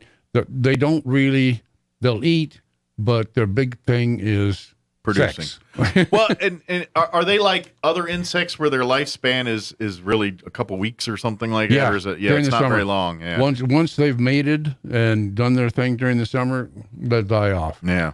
They spend at least 6 months, from one summer to the next, or one fall to the next spring. Okay. At least that long in the water. Okay. As a nymph. Just growing and pupating or whatever they do there. Yeah. And in some cases, they may be in the nymph stage for as long as a couple of years. Oh, wow. Yeah. So does weather conditions vary in that, or I'm not an expert on that. That's where you get Steve and those guys in here to talk. Yeah. But and we hoping we get our new biologist here before then. Oh, I'd cool. love to get a new biologist to come in here and talk to us. Oh, yeah, we could talk them good science, me just asking dumb questions. So, yeah. Yeah, that's right. Me too. Yeah. It's like, why is that purple? Yeah. I'm learning so much, and I have there's so many things I have no clue on. But it's so cool to it is. And that's the fun part, really, is I don't care how long you've been on this earth, you go out there and you're like, I just got introduced to something I've never seen in my time. You know what I mean? It's as we get older, it's harder to impress us. You know what I mean? Because we see more. But when you go out there, and I don't care how long you've been around, you go out there and you're like, oh man, this is really. I always come across, as long as I've been going out there, and I still find things that are new and interesting and just catch me right there. Oh yeah. Well, it reminds us. I think, me personally, when you go out to places like Bitter Lake, it kind of reminds me and us in our place in the big world and things. Yeah. And you kind of, and I know we get all wrapped up in our lives and what's going on, but then you go out there and it's like, life happens. Life goes on. Whatever problems I'm dealing with, life still goes on. That's right. And I think Bitter Lake is a welcome reminder of that sometimes. And you go out there and it's like, look, I'm dealing with whatever, and then you look, it's like, look, this is survival. This is a dragonfly, or this is a crane that's here doing its thing, and we take our world and what we're going on, but look at that perspective and look what they're doing, and it just reminds me there's a whole lot going on outside of your little bubble sometimes. You can go out there sometimes and you can walk around and see things and think, this might be what it would lead like if there wasn't any humans. Sure. You kind of think about that. It's like, what would have been, or what could have been, or what if we didn't do this, what would be here now? And I love playing that little what if scenario in my head, sometimes to my detriment, but I do like going. Yeah, I know what you mean. Yeah. But we want to, what we're trying to really say is, come on out. Bitter Lake is welcoming you guys back. Come be a part. Come be a friend of Bitter Lake. We're looking for new recruits to come and help work with these service projects, serve on the board. I know you got some great people that do, but they would love help. And we need all the help we can get. All we can get. And now, especially since we're coming out of a dormant COVID world and going back into let's live life again, and let's go and see how life's been doing without us over at Bitter Lake. Yeah. And go see that and really come and be a part. And And I think once you find that niche and everything, I think you're gonna love it. You're gonna if you've never been out to a Dragonfly Festival, make this one in September 10th your first one out there. I guarantee you're gonna be so, especially if you live here and you're like, how did I not go out here before? Because you literally, it feels like you just like you can't do Star Trek beam you to some other place and be in a different world. This is like the closest thing. That's right. Except you only got to go 9 miles up the highway to do it. You don't have to, and that's what, I'm telling you, till you've been there and seen it, you can't really, we can sit here and talk to you blue in the face, but you got to go out there and see what awesomeness you have right in your own backyard. That's right. There's a deal on TV sometimes about, or that I see every once in a while, about the strangest planet in the universe. We're on it. You're right.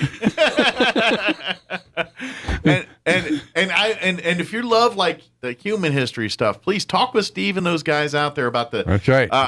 To me, I mean, I love the nature stuff is cool and all that, but as a guy that's like a Civil War buff, and I love that kind of history. To me, hearing about the Native American hunting grounds and how they did all that, and how they did it with working with the ecosystem, where we white men didn't learn that lesson so well, right. but how they would do that, and let's face it, the science in which they did it in a time where you don't think much about science, they had it down to a science, and to me that's as fascinating as to me that's just like going when I went on vacation, this was years ago, but I was down in Mexico and I got to go to one of the Aztec cities there and doing all that and seeing, and it's the same kind of thing where you see temples that they use for the sun and dictating, and this was thousands of years ago and they got it exactly right. So at a certain time of the year, the sun shines through a window in this temple and creates this, or the moon goes right through this temple. All right.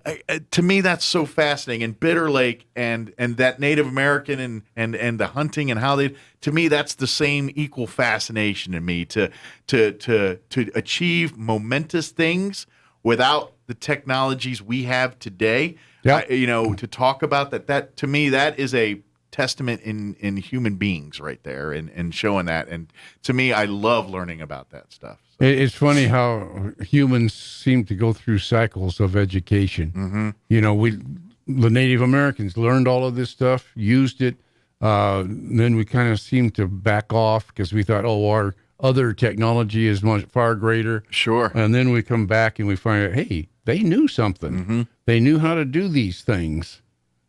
So now let's take another look at that and see if we can apply it to our modern world. That's what we got to is learn how to incorporate technology with the way of the world, the Mother Nature, with the flow of life and how it goes, because it's a beautiful dance, and we're along for that ride, and it's cool to see how it see it in action sometimes. So do you know how they got the name Bitter Lake? I do not. Well, the early white people who came through, they would drive their cattle through here. Okay. And they would come up to let the cattle drink water and such. Well, they got to those lakes because it was so salty coming up. It was bitter. Okay. So they named it Bitter Lake because that's where it was still drinkable water. Sure. But it was bitter. So is that more brackish water that's out there? It's what it is. Okay. It's because it comes up through an aquifer through a lot of chemicals. Okay. Natural chemicals, not artificial. And this is where I'm really naive on all this, and maybe this might be a question for somebody else, but the aquifers that we have that feed water to Roswell and all that, are they attached to Bitter Lake at all, or is that completely are they? They're separate aquifers that come in from different. All our I didn't know if they're all aquifers- connected somewhere or another. Yeah, but most of them come from up the hill here. You Okay. know, you can go all the way up to Ruidoso. Yeah, and that's why they say the rainwater, when Ruidoso gets more rain, that's good for us. Right, Because and the most water of that flows goes down. underground. Yeah. Or a lot of it goes underground into these aquifers. So that's why we need snow on the mountain, because it replenishes our aquifers. Gotcha. It slowly melts and it actually gets used. So Yeah. Yeah, I was just curious about that. I didn't know how much the Bitter Lake water impacted the water that we service Roswell and everything. It comes from the same source, but in a different tap. ways. I have a well at my place that I tap off of an aquifer. Okay. That aquifer came from downtown here and goes out southeast from here. Okay. But there's another aquifer that's out on the little farther east that comes in. The aquifer out there is clean. Mine is contaminated with that chemical that the dry cleaners put in the wastewater years and years ago. And they can't get it out or anything? Well, they just have to let it dissipate. Gotcha. Okay. And it's slowly. The state comes down and checks my well about once a year. Okay. And they give me a little report and says, yeah, it's coming down, Good. Dissipating, but well, if you start glowing one day, we'll know what happened. That's why I was born about the time of the Roswell incident. So. There you go. It was a weather balloon. Yeah, no, but, actually, I was born a little bit before. They were coming back to get me. See? Oh, they were like, we missed one. We gotta get him. I wonder though, when we talk about Bitter Lake and the brackish water, I wonder if that is the reason why our water. I mean, we got plenty of it, but it's hard water, and I wonder if that has something to do with that. That's one of the variables for that. So. That water comes through all of those the sediments and minerals and such in the ground. And that's what we're drawing up to use. Interesting. So we have to clean that out a little bit to make it taste a little better. I love this stuff. This is fun. We could drink it right out of the wall. Yeah. Even mine, even with that stuff in there, I could drink it. Yeah. All I can think of is Crocodile Dundee. You can eat it, but it tastes like beep. Yeah. Same kind of deal. You can drink it, but it tastes like beep. Yeah. So, and we just don't like that. We're, humans, we're getting soft. Yeah, we are soft. We like things that taste good. We're weird. That's right. But we're running out of time here. But folks, come out to Bitter Lake. Yep. Come out. What's like you said, they open right at dawn. And what's their normal viewing hours for? Let's do the gift store and all that hours, and then the actual refuge hours. The gift store opens at 9. Okay. 9. I better check that for sure. But I think it opens at 9. It closes around 3. Okay. And that's Monday through Friday. Monday through Friday. And like I say, if we get more volunteers and we get this built up, we'll open up on Saturdays too. So we can get some more of the probably the bigger crowds on the weekends. Yes. When people are actually. That's what we would like to get. Yeah. If you want to talk to them, you can call the gift store. You can call it 575-244-6256. Okay. Now, if you want something about donation, if you go into the gift store, they have some of these donation forms. Okay, which looks like this. You'll see them there at. Yeah, they'll be at the counter there at the gift store. We also have membership forms if you want to join, or you can go on to our website and in our newsletter, which is posted on the news site or on the website. There's a newsletter in there. And in the newsletter, there's a form to join Bitter Lake. Print it, cut it, send it. Perfect. And that website is friendsofbitterlake.com. .org. I'm sorry. Yeah, .org. Friendsofbitterlake.org. And keep that on your favorites, because when Dragonfly Festival comes and you want to start reserving your early bird and Dragonfly tours and getting all that stuff, you can go through that same website and reserve your times for those. August 1st is typically when we open up the reservations. Okay, so mark that on your calendars too. Yeah. They do fill up. I will say this: do. those tours. So if you've got a narrow window or you want a specific time and to get out and do it, the earlier you sign up, the more likely you're going to get the time you want. That's correct. So, but friendsofbitterlake.org, you can go there, learn more about, and like I said, if you want to become a sponsor for this year's Dragonfly Festival out of Bitter Lake, please sign up now. Please reach out. If you want to volunteer to be a friend or come out and serve, either maybe you're like, man, you should be open on the weekends. Yeah, we should. Come and help us. And they'll do that. Or if you rather get get a little dirty, get out there and do some service projects and things. Would love to have all those folks here as we get time. And it's not like they're doing something every weekend, but when it's time to do a major project, they got to get the manpower and everything. That's right. Needed to make that happen. So you can be on that list and ready to go when they're ready to tackle whatever project they're ready for the labor force to come in and work on. So that phone number I gave is the best number to get information from. Okay. Barring that you can't get in or have a problem with that, you could call me. Okay. And you'll get to the right person. And I'll get you information on whatever you need. I'm at 575-495-3325. Okay. And, of course, if you just have questions about being a friend or something, call Don. He'll be happy to answer those questions. Yes. Yeah, no kidding. Give me a call. I'll get you into the right place. Absolutely. And, of course, again, businesses, everything, this is a great opportunity to be a sponsor. If you love Southeast New Mexico and you love the nature and you love preserving that kind of stuff for generations to come, supporting things like the Dragonfly Festival does that. So if you want to make sure your grandkids have the exact same awesome experience out at Bitter Lake that you're having, that best way to do that is support through these different venues. So come on out. Good deal. Did we get it all done? Is there anything we missed? I'm sure we did. Good deal. I'm involved in so many things. Yeah, we'll get him back in. We got to talk some as they're gearing up for the Alzheimer's walk here pretty soon. That's Alzheimer's, Legion. all that stuff. All that kind of stuff. Good deal. Well, thank you, Don. Appreciate the visit as always. And thank you, Mike. Can't wait till next trip here. And yeah, we'll get to one time. We'll get Steve in here and he'll bring all kind of weird stuff. There you go. Maybe next month I'll come back a couple of times. One with Steve and perfect and Jimmy and we get them all in. And then another time I'll come back and talk about Alzheimer's and all this other stuff. Absolutely. And if we ever get the biologist on board and come in, we'd love to have them on and talk about what's this smell and what's that thing and why does it look like that. RoswellLegion.org. If you want to go to school, you want a scholarship, go to RoswellLegion.org. Absolutely. There's a deal on there for scholarships. Absolutely. So look that up. Yeah, RoswellLegion.org.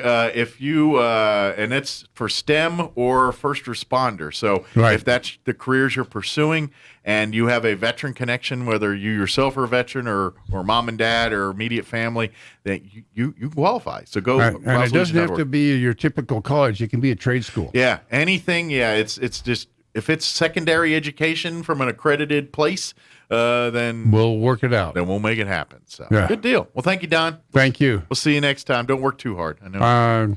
I should tell you that. You don't listen. I never listen.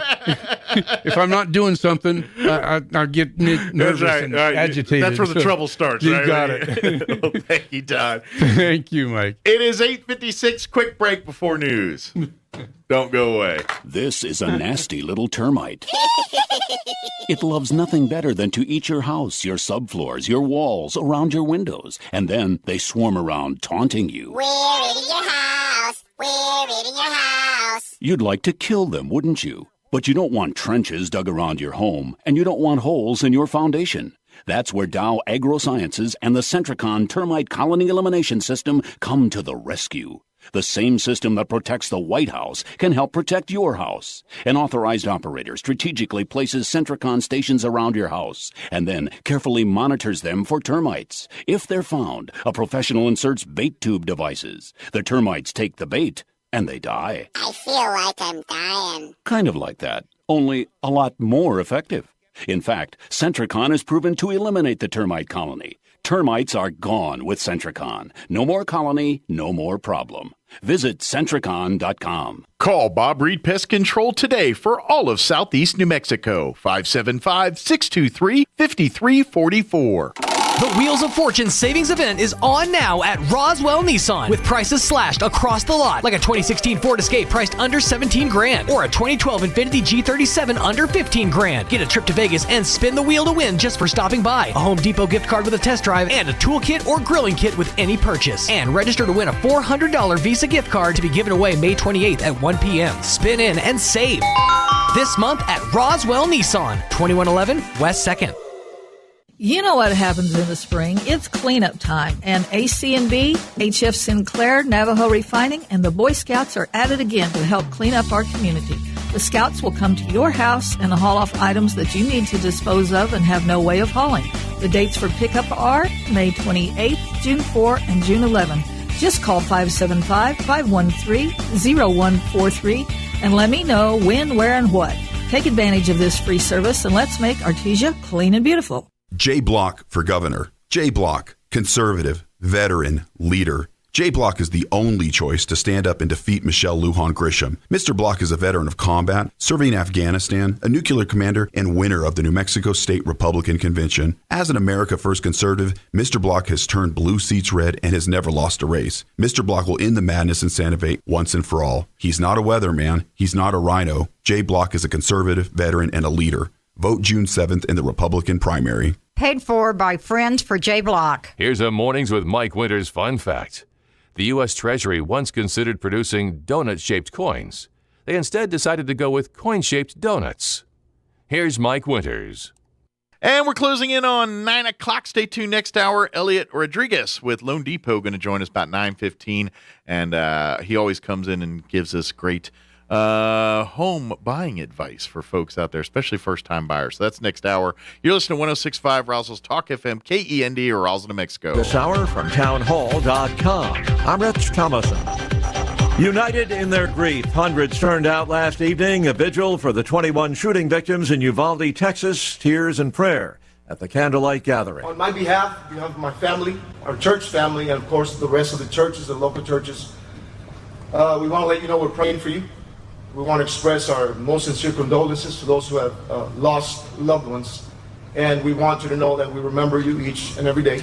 Texas Governor Greg Abbott says the 18-year-old gunman took to social media shortly before the attack, posting several messages. He said, "I'm going to shoot my grandmother." The second post was, "I shot my grandmother." The third post, maybe less than 15 minutes before arriving at the school, was, "I'm going to shoot an elementary school." The governor interrupted at his news conference by Democrat challenger Beto O'Rourke. O'Rourke skewered by many in the crowd for trying to score political points on the back of a tragedy. Meanwhile, the gun control debate heating up yet again around the country, and that includes on Capitol Hill.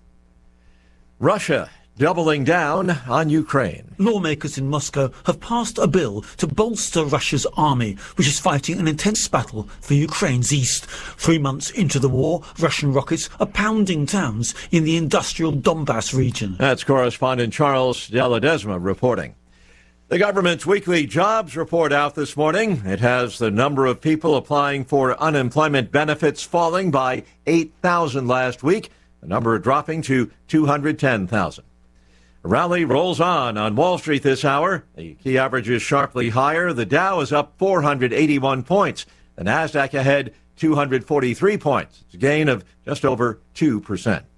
More on these stories, townhall.com. When was the last time you watched your home movies? Do you have a VCR anymore? What about a film projector? With technology constantly changing, most families don't have a way to enjoy their recorded memories, trapped on VHS, camcorder tapes, film reels, and photos. That's why we created Legacy Box over a decade ago. Legacy Box is an affordable mailed-in kit to have your aging media digitized to DVD, thumb drive, or the cloud. Our trained technicians digitize everything by hand right here in the U.S. Imagine being able to easily relive weddings, graduations, baby's first steps, and more. Get started future-proofing your memories today so you can gather the whole family together and begin the trip down memory lane. Plus, for a limited time, we're offering 40% off. Visit legacybox.com/lbox to get an exclusive 40% off. Buy today to take advantage of this incredible offer and send in when you're ready. Go to legacybox.com/lbox to save 40% off. legacybox.com/lbox. Former Pakistani Prime Minister Imran Khan has called off a march by his supporters, but warns the government that protests would resume unless an election is called within 6 days. Prime Minister Shehbaz Sharif's government had attempted to prevent Mr. Khan's supporters from reaching Islamabad by shutting down all entry points to the city. But the judges intervened. The government's hands were forced by a Supreme Court order to allow the protests. Throughout the day on Wednesday, demonstrators had clashed with the police in different parts of Pakistan. Imran Khan was ousted from power by a parliamentary no-confidence vote last month. He claims he's the victim of regime change. If the authorities thought the former international cricketer would quietly leave the field, they may have been surprised by the depth of support he enjoys. That's a BBC's Sanjay Dasgupta reporting. Albania offering NATO a military base. Prime Minister's office says it's an effort to highlight the small country's value to the alliance in these difficult times. Townhall.com. 8 of the 10 largest cities in the U.S. lost population during the first year of the pandemic. New estimates from the Census Bureau show only Phoenix and San Antonio gained new residents from 2020 to 2021. New York led the way, losing more than 305 residents, followed by Chicago and Los Angeles. Gainers included smaller big cities, primarily in the Sun Belt, like Austin and Fort Worth, Texas, Jacksonville, Florida, Charlotte, North Carolina, and Columbus, Ohio. Rhonda Rockster reporting. Americans kept on spending in the first quarter of the year, but that did not stop the economy from shrinking by 1.5% January through March. That according to newly released statistics from the Commerce Department. Once again on Wall Street this hour, the Dow is up 485 points, while the S&P 500 index trading 71 points higher. More on these stories at townhall.com.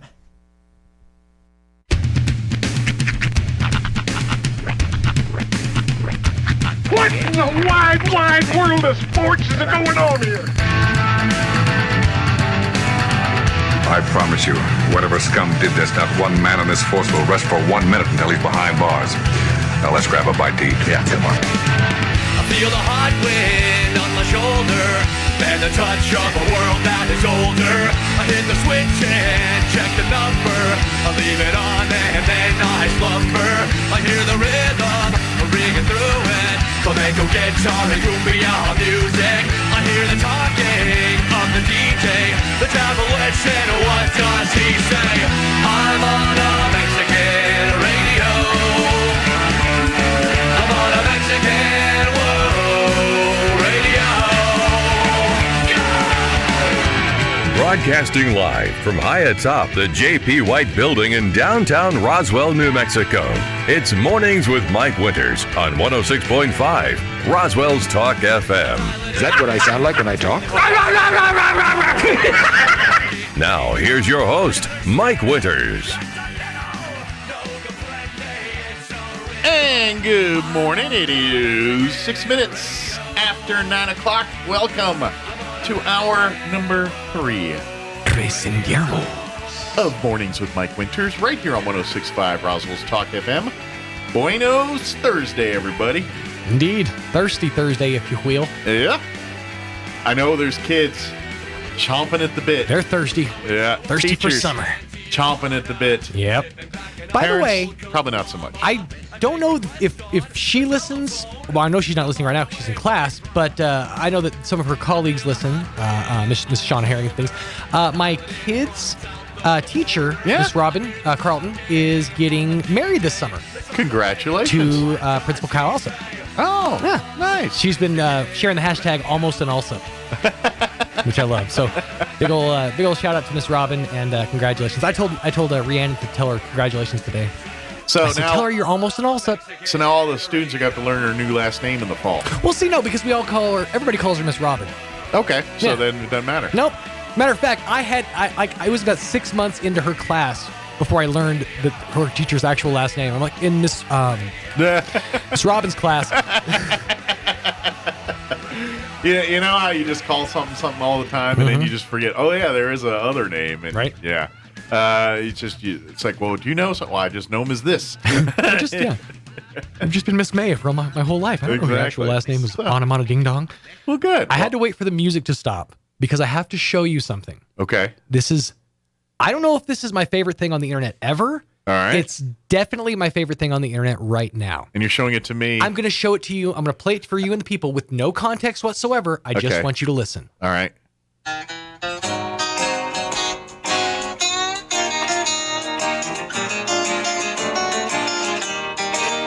Wait for it. Rising up, back on the street. Took my time, took my chances. It works so well together. Distance, now I'm back on my feet. Just a man and his will to survive. Eye of the tiger, brother. It works so well together. It happened so fast. You trade your passion for glory. Don't lose your grip on the dream. You know you're curious about the chorus. I am. Just to keep them alive. The video is fantastic. It's the eye of the tiger. It's the thrill of the fight. Rising up to the challenge of our rival. And the last known survivor starts his prey. So is that It's Merle Haggard's. I think it's I'm No Good at Goodbye. I can't remember. It's a Merle Haggard song mashed with Eye of the Tiger. Okay. Hang on, let me look it up. It's really good. It's so good. It works is good. so well together, and it really shouldn't. It has no business working that well together, but it really does. It's Merle Haggard's Goodbye Comes Hard for Me and Survivor's Eye of the Tiger. Wow. Yeah. So that made me so happy when I found that this morning. I wonder if it would work the other way, where you get the riff from Eye of the Tiger with the Merle Haggard lyrics. I imagine that's a harder sell. Probably That's a lot is. faster. Yeah. But can you just imagine instead of Rocky getting zhuzhed up to Eye of the Tiger, he was getting zhuzhed up to, he was two-stepping down the road. Yeah. Well, I think it's interesting because it's just like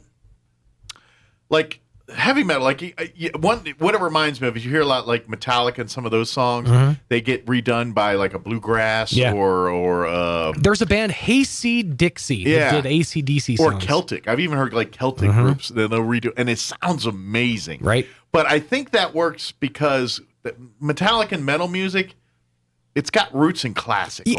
So I think it probably translates. Where Eye of the Tiger is a little different. They're musicians. Yeah. That's why it works so well, because they have musicianship. Yeah.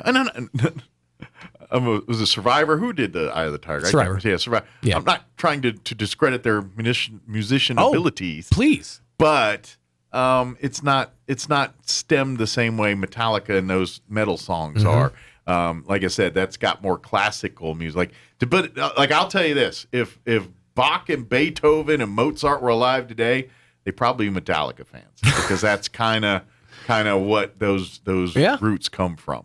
That would be the best S&M album ever. Featuring Bach, Beethoven, and Metallica. Well, and is it Mozart that did the Devil's Note or whatever it is? Or was it Bach? One of those was kind of specialized in that, and that's really where metal music is. That note is in that so much in that world. I think it's Mozart, but We're not talking about the brown note, are we? No, not the brown note. The Devil's Note. I don't know what it is. I've actually heard of that. The unsettling sound of tritones. The devil's interval in musical theory. The tritone is an interval of 3 whole steps that can be unresolved. That can sound unresolved and creepy. I don't think I've ever heard it. I mean, maybe I have. I'm sure I have. But well, that's kind of where metal music lives, and that's where I want to say maybe it was Bach. I can't remember. It was one of them that was their jam back when they were composing. And over time, the sound wound up in jazz, rock, and even Broadway musicals. Yeah, there you go. Sinister. So, I think somebody learned something today. What happened? Hey, what happened? We all learned something. Yeah, that's what morning radio is all about. That's what it is. And no one's half the battle. Mine was, it's great to learn because knowledge is power. Knowledge is power. I remember Schoolhouse rockin', the tip of the block, our favorite schoolhouse rock. They still, every once in a while, someone will share one of those on Facebook or Twitter or whatever. And usually it's either Conjunction Junction or How a Bill Becomes a Law. It's almost always How a Bill Becomes a Law. Yeah. I'm just a bill. Mm-hmm. Yeah. Lena's just kind of chilling on the I'm hanging here on the steps Capitol there. Hill. The only one I remember is the one, I think it was from The Simpsons, is there's a lot of flag burners who have got too much freedom. I want to make it legal for policemen to beat them because I've never heard that one. That was the Simpsons version of it. Oh, okay. Yeah. That's funny. Because there's something's in our liberty. Yeah. I like it. Yeah. Find that a hint. At least I hope and pray that there are, because these liberal freaks go too far. It's weird that you remember that. I'm telling you, I'm autistic. Yeah. It's these little things that pop up. I'm like, oh yeah, I am on the spectrum. Yeah. This is why I don't know math, but I can remember whole bits from The Simpsons. Or it's just that's where your passion lies. That could be. That's what I'm passionate about. You love that. Mm-hmm. The rest you're doing just to get by. You know what I mean? It's like, but sure. This is something I can do a complete about. dissertation on certain topics. Yeah, and I'm the same way. I'm full of all that stuff, but part of it's because that's what I like doing. Mm-hmm. I like knowing these things. I like researching these things. I like watching something or reading something going, oh, that's neat. That's fascinating. Love that. So that's one of my favorite things. So not passionate about math. Sorry, integers aren't doing. That's just saying, math and science. I'm not my strong suit, and I'm sure it's all mental. Like I knew I wasn't good at it, so I just in my head I'm like, well, I'm not good at it. I'm going to stick to my, stick what you're good at, and so I have a little of that going on. But this trigonometry ain't doing me no good. Hey, history. There you go. Mm-hmm. There it is. It's actually served me a little better. Yeah, but that's just me. Do your math, kids. Don't be like me. Math is fine, but just history makes you more conversational at parties. Yeah, or piss off everybody. Or sure, there's that. One or the other. Sure, there's that. There's one or the other there. Your Kool-Aid can't be for everybody. That's true. This is true. So, Elliot Rodriguez with Lone Depot scheduled to join us here in just a little bit. Is he in the lobby there? Not yet. Okay. It is 9:15. Let's go ahead and get you up to date on the weather. I'm meteorologist Steve Hamilton with your Pecos Valley weather. Pretty nice for the upcoming weekend, but we will be on a big warming trend, so we're looking for 100 starting tomorrow. Low 90s today with high pressure parking over western Texas and eastern New Mexico. We'll be getting a lot of sunshine, clear for the overnight hours down to a low of 60. We'll hit the 100-degree mark, breezy and sunny on Friday, and then hotter for the weekend. I'm meteorologist Steve Hamilton, and that's your latest forecast. Thank you, Steve. Currently 65 degrees here in Roswell. Humidity is at 29%. Wind variable at 3 miles per hour. Today is the warmer, but not as warm as it's going to be day today. We were enjoying those, 80 yesterday, 70s, all that. Today going to be 91 and sunny, but, not crazy. That's tomorrow and next couple days. But 91 and sunny, east winds 5 to 10. Tonight, clear skies, overnight low of 60, southeast winds 5 to 10 miles per hour. And then beginning tomorrow and through the Memorial Day weekend and into next week, hotness. Friday, tomorrow is going to be sunny, high of 102. Winds will be out of the south 5 to 10 in the morning, 10 to 15 miles per hour. Friday afternoon. Friday night, mostly clear with an overnight low of 63. South winds 10 to 15 miles per hour.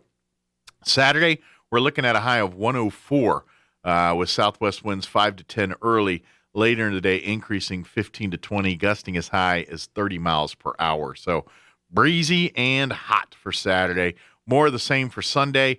Highs right around 100, windy.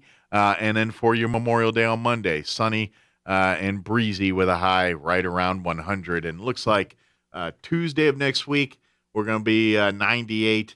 Ooh.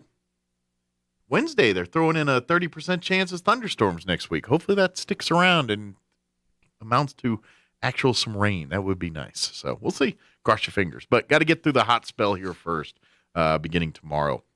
All right, it is 9:17. Let's go ahead and take a commercial break. I have not seen Ellie yet. We'll give him a few minutes, and if he doesn't make it, we'll replay an interview or something. We'll figure it out. But quick commercial break. We'll be back. Don't go away. You're listening to Mornings with Mike Winters. This is Luis Sanchez, your Republican candidate for Congress in New Mexico's 1st District.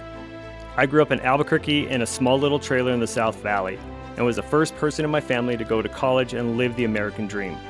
I've worked in the medical field for 28 years and am one of the owners of Caliber's indoor shooting ranges.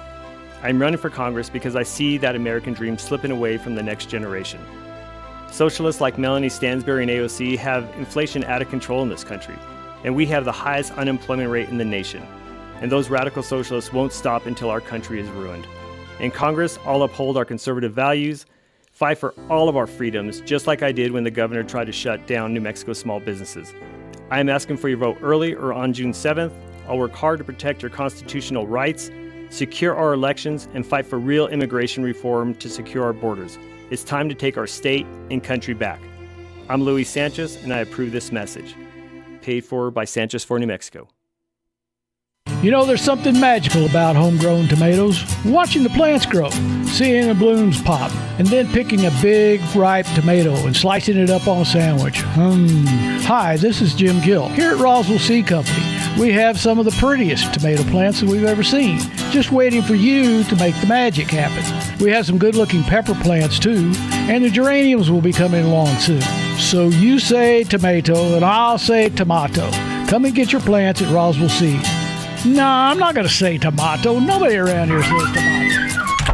Oasis Computers has been Roswell's trusted source for home and small business computers for over 30 years, and they continue to be your best resource for computer repairs, operating system upgrades, web root managed, antivirus, special orders, and more. Oasis Computers is now open from 8 to 1, Monday through Friday to better serve you. Service calls by appointments and after-hour appointments are available too. Stop by Oasis Computers at 1703 North Garden or call or text 575-625-9141 for even faster service. A good night's sleep is so important. Did you know that proper sleep supports a healthy heart, decreases chances of weight gain, and boosts a positive mood? Hi, this is Dr. Sarah Usher with Carabelli Dental. It doesn't matter your age, sleeping issues can make any of us reach for that all-day cup of coffee. If you know you are not sleeping because of severe snoring or sleep apnea, come visit us. We can make you a small oral appliance that will help you sleep better and live better. Come see the team at Carabelli Dental at the corner of 9th and Main in Roswell or call 622-4455. KSVPTV.com is where you can watch the area graduation ceremonies this week. Wednesday, it's Artesia High School Baccalaureate at 7:30 p.m. Thursday, Roswell University High graduation at 6, Artesia High School graduation at 7:30. Friday, Goddard High School graduation at 7 o'clock. Saturday, it's the RISD Early College graduation at 11 a.m. and the Roswell High graduation at 7 p.m.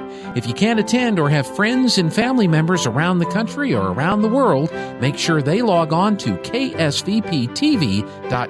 to watch the Class of 2022 graduation exercises. The broadcast of area graduations is presented by Pecos Valley Equipment, Trans Aero, Double D Animal Nutrition and Supply, Amigo Machinery, Sun Country Garden Center, J&J Home Care, Forest Tire, Carlsbad Medical, Carlsbad National Bank, the Eddy County DWI Task Force, and HF Sinclair. Here's a Mornings with Mike Winters fun fact.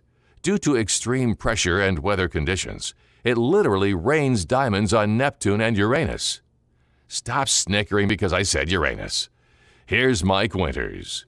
And good morning. It is 21 minutes after 9 o'clock. Joining us in studio this morning from Lone Depot, Elliot Rodriguez back with us. Morning, Elliot. Good morning. Good morning, Roswell. How you doing? Let's put that mic up just a little closer. We're doing good. Good deal. Keeping busy and keeping busy. I know it's a pretty crazy time in the real estate world right now with the price of housing and things. Well, let's just say they're pretty up there right now. So, but what does that mean for buyers and stuff getting loans? How is that world right now? Is it tricky? Is it still pretty easy? I mean, I know interest rates things are starting to creep up again. It's starting to, the getting was good a while ago. Is it still getting good, or is it starting to get slim pickings? It's a very good question. But anyway, I do have an answer for that. Okay. All right. So it's the fact of life, like you and I always say. Absolutely, yeah. Things change and we adjust. Okay. The reality is, it's still the same thing. Like I always said, if you were to buy a house, today is the day to do so. Sure. Okay. Don't. If you're thinking, the rate's going to get better in 6 months, 3 months, whatever, that's just the wrong way to think about it. If you play that game, you're going to lose. Yeah, because you're going to lose. Because it's a possibility that they get higher. Right. Okay. I mean, if we go back 15 years plus, I had a 9.5 interest rate, mortgage. You and I talked about this. And before. You thought you were doing pretty good. I thought I was doing okay. Yeah. At that time, I was not as informed as I am now. Sure. Okay? But be honest, that was the rates back in the day. Exactly. And people, that's a pretty good rate. Mm-hmm. We're not. They weren't thinking we're going to see it down to 3% or any of those numbers. They were thinking that's pipe dreams. Exactly. Yeah. So the one thing I can tell to everybody out there, okay, don't be afraid of that. All right. So if you were able to get let's go real crazy high. If you were able to get a $350,000 home. Okay. All right. Maybe you're going to get a $325,000 home. All right. It just adjust your numbers just a little. Gotcha. Okay. Then what's going to happen is just refinance later. Get you a better rate when the markets are better. Sure. Don't be hoping like it's going to get better right away, and then the house that you dream pass you by. Right. Okay. Because if you do that, you're going to lose in the end. Sure. All right. Well, and it's still about supply and demand. Exactly. And at the end of the day, demand is a lot higher than supply right now. And that's a fact. Because, guys, it took me twice to refinance to bring it down to 5.9 for me on the house that I had in Colorado Springs at the time. Okay. So it took me a while to do so. All right. Don't be afraid of that, because that's just the name of the game. Okay. It happens. Right. You got to get in sometime. Whenever it is. Or you will never do it. Yeah. So don't be afraid of that. Okay. I'm here to try to help you and do the best I can do it for you right now. Sure. I would say don't go too crazy trying to buy too many points to try to get the best interest rate in the world. Because let's be realistic. You're going to get some, relief, but not much. So maybe don't spend too much money on that, and then wait for the time later in 1 or 2 years from now when the rates come back down, because they will come back down again. Sure. Okay. And then you spend that extra money, a few $1,000s more, to lower that interest rate. Would it be good, the way of thinking? And I think it would, but I want to kind of go ahead, make sure this is something that it's legit versus, because common sense wise it would sound like this. But when you look at times like this, that should not change your goals or dreams. Like if your goal or dream is to be the homeowner and to be all that, just because times are tough doesn't mean you want to change that goal. That is very true. You know what I mean? But what changes is the path to get there. And what I mean by that is, like you said, things cost more right now, but buying a home is investing in yourself. That's true. And it's one of the purchases you make that is really that investment in yourself and your family. So going along with what Elliot's saying, if you want to get in, it's not what's going on at the time, whether it's the time to get in or not. It's getting in and just making sure you make smart decisions. Exactly. But where you need to plan is, okay, you know what? Yes, my house I want is going to cost more now. But instead of, that's where you just need to take a hard look at your money and what you're spending and saying, okay, what is my priority right now? What's more important to me? This paying off this furniture, you know what I mean? It's like, am I going to make, and let's face it, you probably have a lot of disposable income things you spend in your life, like your streaming services and then your cable, and then next thing you know, you're spending $300 a month just to watch TV, you know, and it's like, do you really need to spend $300 a month to watch TV? Exactly. That's my whole point. Yeah. And you and I have spoke about that before. Yeah. And we even have some examples of some people that's, early last year. Yeah. Okay. Around the same time, we had an individual that had those vehicles, those like over $1,000 payments. Right. And for a moment, he felt a little like, what the heck, Elliot? No, I'm not giving away my vehicles, or I'm not refinancing them because I have a really great interest rate. Let's be realistic. It's a vehicle. Yeah. Okay. It's to get you from point A to point B. Exactly. And second of all, you can always buy another one. There's always going to be more vehicles. All I ask the guy is refinance the vehicle, lower your payments so you could get the house that you want. The funniest part on that one, in that particular situation, is that the guy felt a little like, kind of shut up, Elliot, Yeah. Yeah. Hey, I get one of those. So, you were telling him things he knew was probably right, but didn't want to hear. He didn't want to hear what you had to say, even though you knew he was probably right. Some people don't want to hear it. Yeah. Okay. So the funniest thing is, we took a pause for 1 week or so, and he called me out of nowhere. Hey, I'm ready to do this. What about if we do this, and that's like, well, that's not what I asked you to do, but it was awesome. He actually, sold the vehicles back to the dealer. Gotcha. And he had all the vehicles, so it's like, I can always buy me another car later. I'm sure he processed and realized what his priorities really were at the end of the day. They bought a $380,000 or $70,000 home. I can't remember. I had to look at my records. My point is this. He went, what they say? If the wife is happy, happy wife, happy life. Absolutely. Right? So he knew he needed to deliver that. Well, okay, so he went for that. And the funniest thing is, I didn't ask him to sell his vehicles. I told him, just refinance, lower the payments so I can make it work. Yeah. he just went the extra mile. So obviously something clicked in there and listened to what I told him. Well, and it's about priorities. You think can always about buy it. another vehicle. I Sure. mean, a house comes once. If your goals are to have a family, to do all this stuff, which help you going to get there? The house or 27 vehicles? What's going to help you get there? And trust me, there's a lot of people that have a lot of vehicles. Sure. And sometimes I ask, how many kids you have? I mean, do all of them need cars? Well, and I don't come to find out that no, they're all my cars. Like, why so many? Well, and I think somewhere that comes, and I think this is where pride and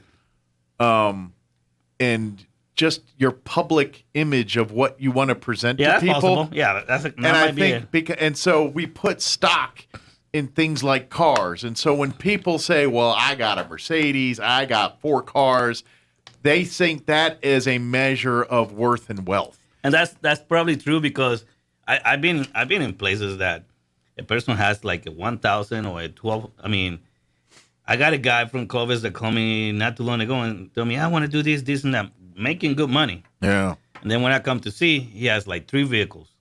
2 of them were over $1,000. And then one was like $700 or $800. Yeah, they saw you coming. I'm like, whoa, are you doing this on purpose or are you just trying to test me? Yeah. And I tell him, you have to refine some of those. The cool part about it, a lot of people listen. Okay. Sure. Because I mean, I only have one goal is to help you. Sure. So I don't have no other agendas. And this is what you do day in and day out. You see this, you know the formulas, I mean, it's not what Elliot's doing. It's not rocket science. It's a basic formula. It's the combination of discipline with making sure you know what your goals and and aspirations are. And then just making sure whatever you're doing is either hurting or helping that. And if you look at it that way and said every financial decision you make, you look at your end game and say, is this adding to that goal or is this hurting that goal? And if the answer is hurting, maybe you should take a second look before pulling the trigger on that thing. And that's it's being an adult, but that's really how home ownership and how increasing your wealth and all of those things happen. It's knowing when to buy things, and then I get it. We all want to splurge. We want to have the cool car. But you know what? This is why you see a lot of men in their 60s and 70s that are retired, and they buy the higher falutin things because they're retired now and they have that income before. Because before they were using that to raise their families, they were using that to secure their lives, and so they knew they couldn't drive that $80,000 vehicle now. But now that they're in their 60s and they're retired and they've done some financial planning and now they can afford these things, and maybe they got some investments and they're doing well. Now they can afford the $80. But coming out of, and I know you get out of college, you get out and you're on your own and you're like, man, I want the Ferrari, I want the whole thing. Yeah, that looks wonderful. Yeah. But there's a reason why a lot of people don't have Ferraris. Just saying, that's what we're talking about. And guys, there's a lot of programs out there, to help you with some of this stuff. Sure. And we can do all those programs here, at Lone Depot. But just keep in mind, okay, maybe instead of buying points, maybe you pay that credit card instead. Yeah. Okay. Or a lot of times we have loans that there maybe have about 6-10 payments left, but the payments are a little high, but the balance is not very high either. Sure. Okay, so maybe you, instead of trying to buy points, you pay that off, and it frees $200 or $300 that will make a big difference on any deal. Absolutely. And the more of those bills you pay off, that's more money that you can set aside for your down payment or to put in your savings to build you that start of a nest egg. Now don't go crazy right now. Start making payments on stuff. And then call me. Right. All right. No, call me. Let me try to get you pre-approved. And I'll tell you if you need to pay anything off for real, because that's also a mistake. A lot of people don't realize that if you pay a bunch of bills, your credit scores actually drops. Okay. People are not aware. Are they going to come back up? Yes. Sure. But for the minute there, for the moment that we need it right now, no. Unless I tell you pay this off and this is going to help you. Sure. Don't do that. Gotcha. Because go ahead and wait. Just take a breather. And say, let me call the guy that's going to tell me, hey, this doesn't work. Sure. Do this. Sure. And I hear it all the time. It's like it's an interesting balance there because they want you to have credit. They want you to the proof that you've bought and paid things on credit and establish a history of they can trust you. But at the same time, they don't want you sitting out with a bunch of credit cards with nothing on them either. Exactly. And they don't want you sitting in there with you're earning $50,000 a year and you got $60,000 in credit card bills. So it's all a balance there. And don't hate your lender because they tell you no. Yeah. All right. Now hate them if they tell you no in a real bad way. Yeah.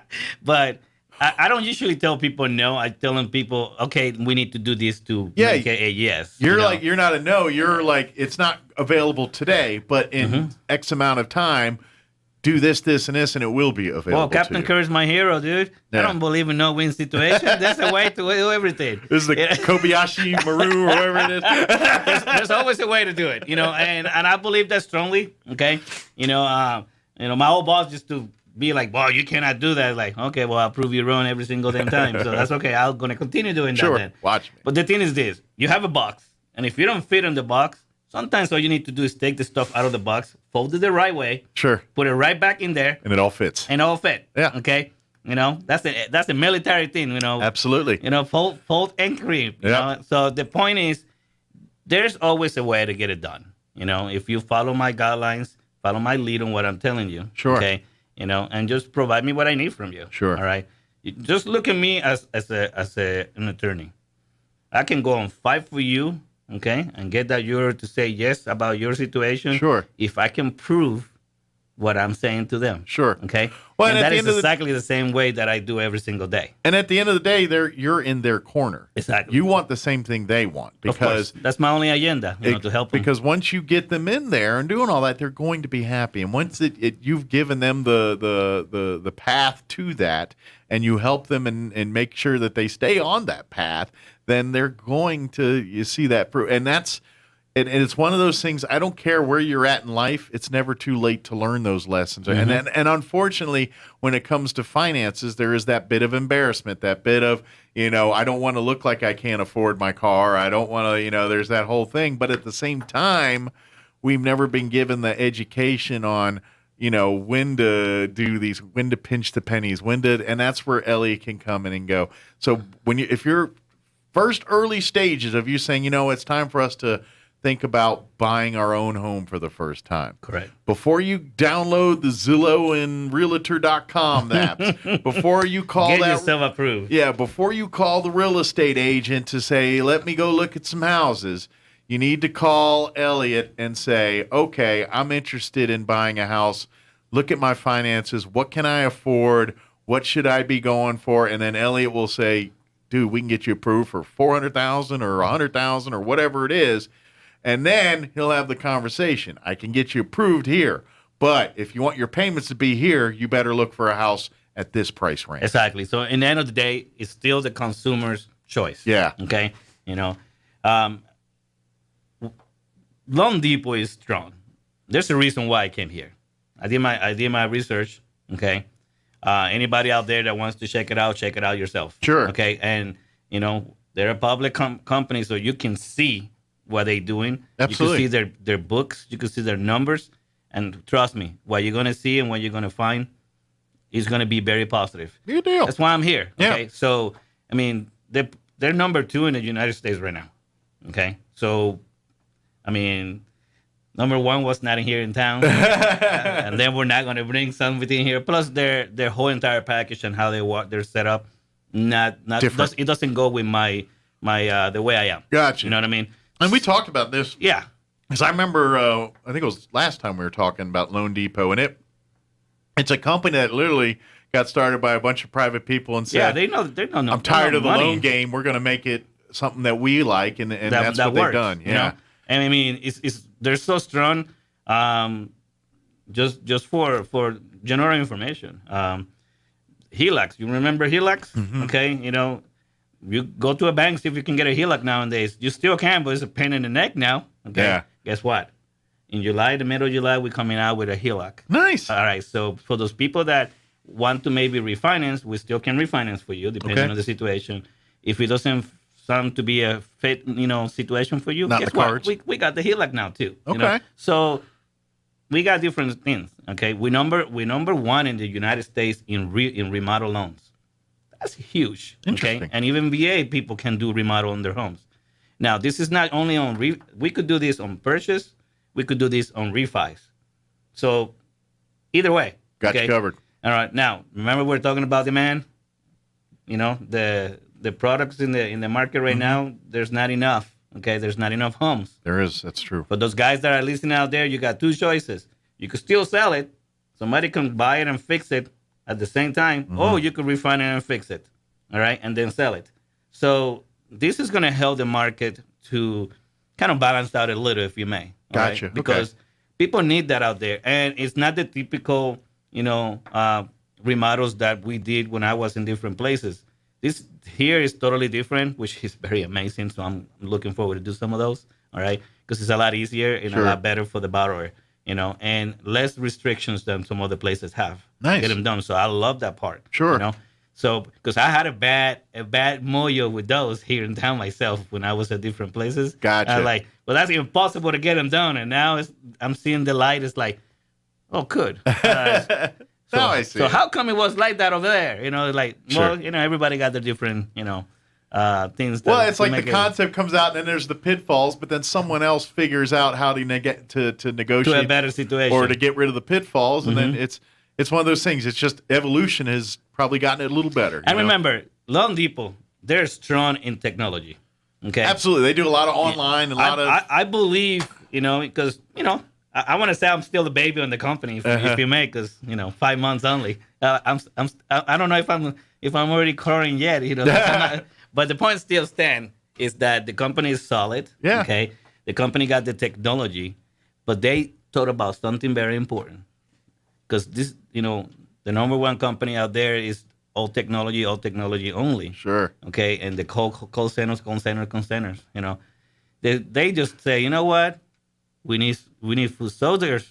We need people out there. Sure. It can't be 100% online only. You well, know what I mean? and I think there's a little generational, whereas new companies, things they're thinking future, they're thinking. Well, they're remaking the whole thing. Sure, that's what's happening. But if you get a couple in their say 20s that's buying their first home, they're going to be more apt to embrace those things than, say, someone in their 40s buying a home or something like that. Where Loan Depot's like saying, I don't care if you're 20 or 40 or whatever you prefer, whether you want to have someone there that can that like Elliot that can then kind of talk you through every step of the process, or if you're like, no, I'm the lone wolf. I like to go on the Loan Depot. I don't listen to people. Yeah, I can do it all through I can there. do it myself. They offer either way. So if you need more personalized service, they've got Elliot here to help you out. But if you're like, nah, I don't need nobody. I just need the numbers and I'll take care of the rest. And you can go do that. There's a lot of information out there that people can do it that way. Sure. So, I had a few deals that I'd never even met the person that they were in, like in Albuquerque and somewhere else. Yeah. You know what I mean? So it's funny because it was very straightforward. You know what I mean? So the fact still in the end, if you follow what your lender is telling you to do and you give them what they require, you're going to buy a house. Absolutely. My goal is to make the whole entire experience a smooth ride. Sure. I don't believe in this, not a cowboy as much as I would like to be a cowboy. I'm not over there at the, what do you call it when you're jumping all over the place with the horses? I'm not at the rodeo. Sure. Okay. I'm actually trying to make you walk through the whole. And your philosophy and in all this is you've got people coming through your doors to come rely and trust on your expertise to help them get a loan to purchase their dream home or first home or in-between home. Exactly. And that idea is if you do them right that first time they come see you, odds are when they say this house is a little too small for me, or the kids are retired, kids are out of the house, let's downsize, whatever your situation is, life happens, things change. So when those moments happen and you're ready to move on to that next house or whatever it is, you're going to call Elliot up because you remember Elliot did you good the first time you dealt with him. And that's the key to it, because it's at the end of the day, you're dealing with people's dreams. Exactly. It's the one industry where at the end of the day, people are jumping up and down, celebrating with the key in there. You know what I mean? And you're not seeing people doing that by even cars. to an extent, you don't see that. You know what I mean? You certainly, and so that's guys, that. I got a big key, And it's the biggest status symbol in a person's life is when they buy that home and they in essence said, "I'm a part of the puzzle now. I got my piece of the pie now," and that's what it is. And there's no cooler feeling, and you like being there for that. And you want to make sure after they have that first one and they have their next one where they hit the next milestone in their life, and look. Now I'm even more established and secure and financial, and you want to be there for that one. And that's the whole idea. And that's the whole we talked about this before. Yeah. How much I love to help people buy houses. Yeah. Okay. Of course, it's my job. Okay, this is what I do, but I enjoy it. I truly believe that every individual that is here, United States, you know, deserve to home their dream home. Okay. Absolutely. You know, and like our logo says, you know. Home means everything, you know. So it's like here I found myself in a company that, you know, it goes line and line exactly to exactly that's what your I'm values thinking. and their values are are thinking the same thing, you know. So, you know, it's like I don't know. It's almost like I was being prepped to come here to get here eventually. So it's like did you find it find you? I don't know. It just seemed to be just the perfect fit. I thought it was something funny, but it's true, you know. That's great. But at the same time, it's what I do. You know, in the end of the day, to help you get your house, okay? And I love doing this for everybody because I believe everybody deserves to, you know, everybody deserves to have a place to live. Absolutely. I mean, come on. And if this is America, the land of the dream. And when you're paying a mortgage versus a rent, you're putting it back into you instead of someone else's. You're wallet. investing in yourself. Absolutely. You're investing in your family. Yeah. You know, you get very old. You know, you could give that house to your kids. Yeah. Okay. You know, you could sell it and go and live in a nice little condo and still have a bunch of money left over. Whatever it might be the situation. Sure. Well, and that's just it. Real estate, I mean, yeah, there's always exceptions to every rule. But for the most part, if you did your homework and buy a piece of real estate that's not a money pit or something goofy, you're going to make money on it. It's going, whenever you sell it, even if it's in a year or two, odds are it's going to be a little more valuable than it was when you made that purchase. And that's why you're investing back in yourself. That's the difference between rent and mortgage. Because when you pay your rent, you just paid that guy's mortgage and invested back into him. When that mortgage is yours, then that money you just paid goes back into the value of that house. Yes, it's paying off your loan, but that money is going back into something that you own that's going to appreciate in value most of the time. I mean, there's always exceptions to rules, but exactly. And so that's why. And no car payment is going to do that for you. No other real payment that you make on a daily basis or monthly basis or whatever is going to invest back into you like that house payment is. Well, let's be honest. You could have a Viper. Okay, let's say that's the car you like. Yeah. You could sell that Viper, buy a house. And then you could go and buy another Viper. Exactly. Okay. I mean so exactly. Like, I mean, I use the Viper because I used to like those cars. I never had driven one, but they're pretty cool looking. They're pretty cool Do looking. they still make them? I don't even know. I don't know if they even make them anymore. I don't know. But no, let me do it like that, guys. I've been in the real estate business for over 25 years for myself. Been in customer service for over 25 years. Okay, that's my key.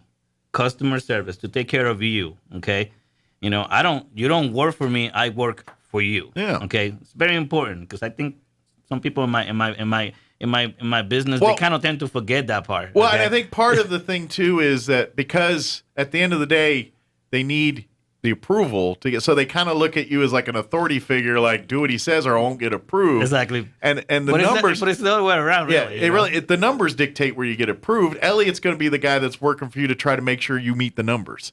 And if you already meet them, then it's going to be easy. But if you need help with that, then Elliot can step in and be your partner in that. That's why I use the analogy about attorneys. Because an attorney works for you. Yeah. Not you for the attorney. But the reality is you're going to pay them, you're going to give them what they need so they can go and fight for you and make it happen. At the end of the day, exactly. They can recommend what you do, but they will do what you tell them to do. Yes. Exactly. And I say that every single day. Yeah. And I tell customers, it's funny. It's almost like I have it on some kind of like, screen that I'm saying it over. Like, I'm here for you. I'm doing this, and that. Remember, I work for you. Not you for me. Absolutely. I do what you're telling me. I just give you choices, give you advice, and you decide in the end of the day what you want to do. What's best for you and your family. Now, I might make a little more noises when I see that it's something crazy. Sure. And maybe you shouldn't go that route. But in the end of the day, I still have to go with what you tell me. Absolutely. And that's just the way it is. Yeah. You know?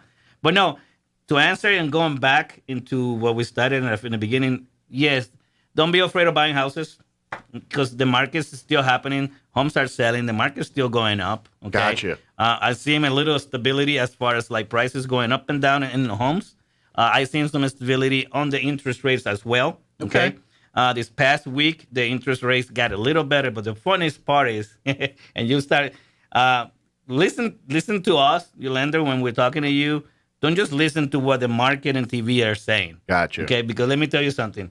When they tell you the rates went down, it doesn't mean that they went down. Yeah. All right, because they went up so much that it's not making much of a difference anyway. Right. Okay, so it's like you commonly hear in jewelry stores and stuff where they'll mark up something 200% and then they'll mark it down 80%, making you seem like you got a deal. And you never got a deal. You're still paying 20% more on what it's worth. I love when my wife say, "Oh, you buy 2 or 3 and you get one free." It's like, "Hun, how much do one usually cost?" Yeah. Come on. But the facts is this. Let's say we went off 50 basis points. And 50 basis points is basically 10 decimals of 1%, okay, basically. So if we went 50 basis points, we went 50 decimals of 1% up. And what I mean up is interest went higher. Gotcha. It means, the cost of the interest rate costs a little more. What has been happening, which a lot of people don't realize, because I had a guy like, "Oh, we need to do it now because it's going up, it's going up, it's going to go up in 1.5, by tomorrow." They're saying it's like never win 1.5. But the thing is this. It's the way they say it on TV. Right. It's not as quite as simple as they're making it to be. Right. So if this whole entire week, every single day, the rates went negative 30 or 50 basis points, it means when it got higher, it costs more money. Okay. As of now, the Feds and the mortgage company has not released to say, "Oh, let's take it to the next level. Let's do the 6.5. Now let's do the 7.5." We're not there yet. Gotcha. And that is the difference, because if you go 15 years ago at 9.5, it was not costing that much because we pushed it already to the envelope, so we took it to the next level in the interest rate. Gotcha. A lot of people don't realize that that's the way the market works because we don't talk about these things. Right. All right? Because it's too complicated. Sure. Anyway.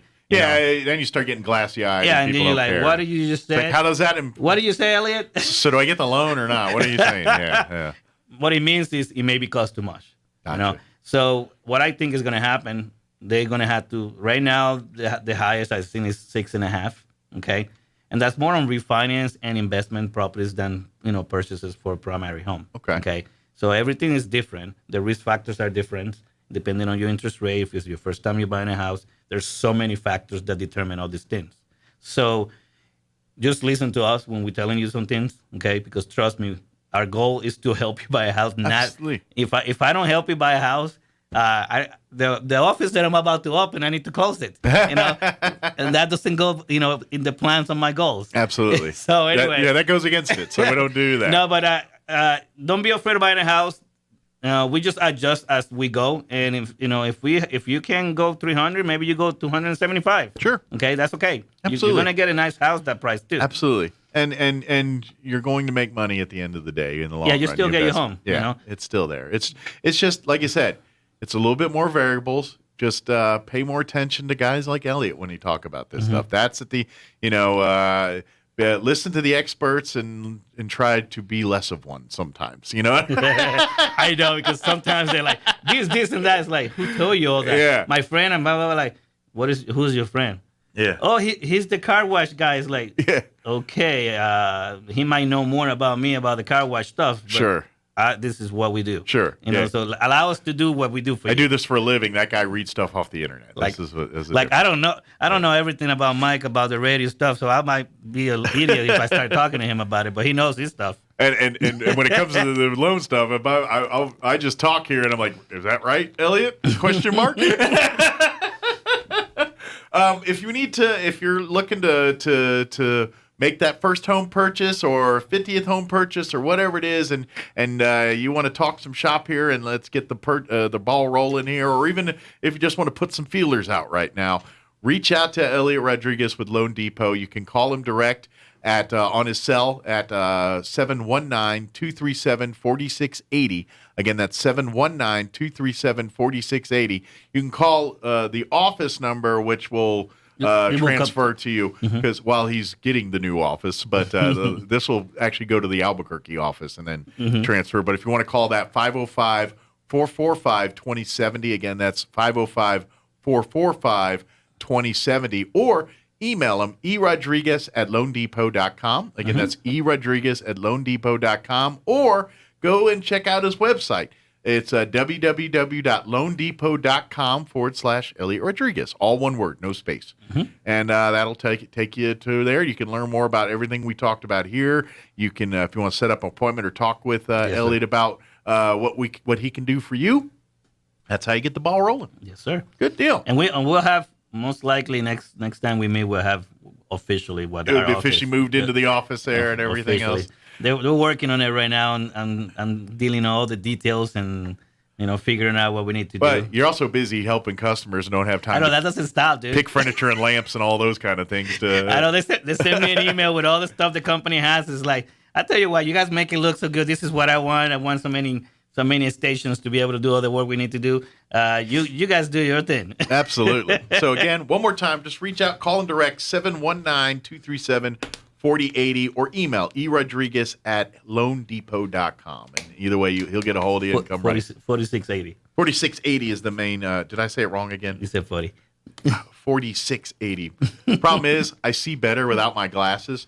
And when it's small print, yeah, see better now. I should just, that's what I do. It sucks getting old. Hey, I get in there too. It sucks getting old. You shake me out online and go back 2 years ago. I didn't have no glasses. Well, they only get thicker from here. Oh, my goodness. It's crazy. Well, thank you, Elliot. We appreciate it. Thank you for having me. We'll see you next time. Alrighty. It is 9:55. Your Wall Street business update. Quick break before we go. Don't go away. With the Wall Street Business Report, I'm Rich Thomason. The number of Americans applying for unemployment benefits dropped last week. According to the Labor Department, applications for unemployment benefits fell by 8,000 to 210,000 for the week ending May 21st. The 4-week average for claims ticked up from the previous week to 206,750. The total number of Americans collecting jobless benefits for the week ending May 14th rose slightly from the previous week to 1,346,000. That's correspondent Jeremy House reporting. Americans kept on spending in the first quarter of the year, but that did not stop the economy from shrinking by 1.5% January through March. That, according to the Commerce Department. On Wall Street, stocks rallying at mid-morning, the benchmark's up 1% or more. For the Wall Street Business Report, I'm Rich Thomason. Do you ever differ with other people on any given subject? Well, if you're breathing, the answer is yes. From politics to sports, many fights have broken out over those things. We all have an opinion, and our opinion is correct. Many times it seems just too difficult to find common ground. The way I see it, we basically have 4 options when it comes to disagreeing with others. We can criticize them until they change. We can criticize them until they separate themselves from us. We can simply separate ourselves from them. Or finally, we can simply endure the discomfort. A guy by the name of Paul wrote to a church in the town of Ephesus. He said, "Be completely humble and gentle. Be patient, bearing with one another in love. Make every effort to keep the unity of the Spirit through the bond of peace." So, the next argument you have with someone, maybe lean towards simply enduring and love first. Join us at the Country Club Road Church of Christ for worship at 10 a.m. on Sunday, located on the corner of Country Club and Washington in Roswell.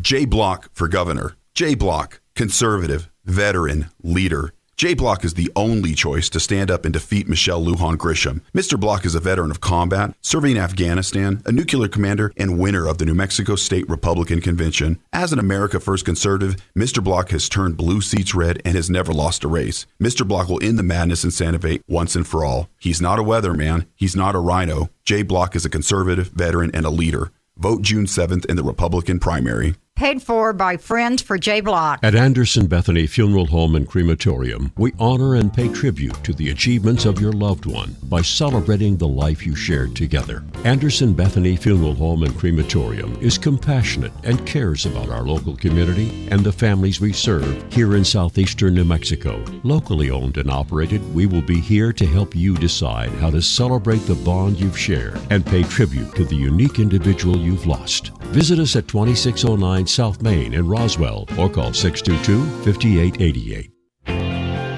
Serving part-time in the Army National Guard has led to a lot of firsts for me. The education assistance I received made it possible for me to be the first person in my family to go to school and graduate debt-free. That education helped get me to the first day at my dream job, a job that I can still hold while I serve part-time. That job, plus the other benefits possible from the Army National Guard, helped me become a first-time homeowner. Also, part of my role as a National Guard soldier means I know that I can be one of the first to respond and help my community if disaster ever strikes. I'm extremely proud that I get to serve my community, and that first step I took by joining the Army National Guard has made all the difference in my life. Talk to your local recruiter or visit NationalGuard.com to find out what firsts are available to you in the Army National Guard. Sponsored by the New Mexico Army National Guard. Aired by the New Mexico Broadcasters Association and this station. Here's a Mornings with Mike Winters fun fact. The catfish has over 27,000 taste buds. Do you think they prefer fried or blackened? Here's Mike Winters. And that's going to do it for us. Thanks for allowing us to be a part of your day. If you missed any part of our show, I invite you to go back and check it out at your leisure. Just log on to ksvptv.com or go to Roswell's Talk FM YouTube channel or our 106.5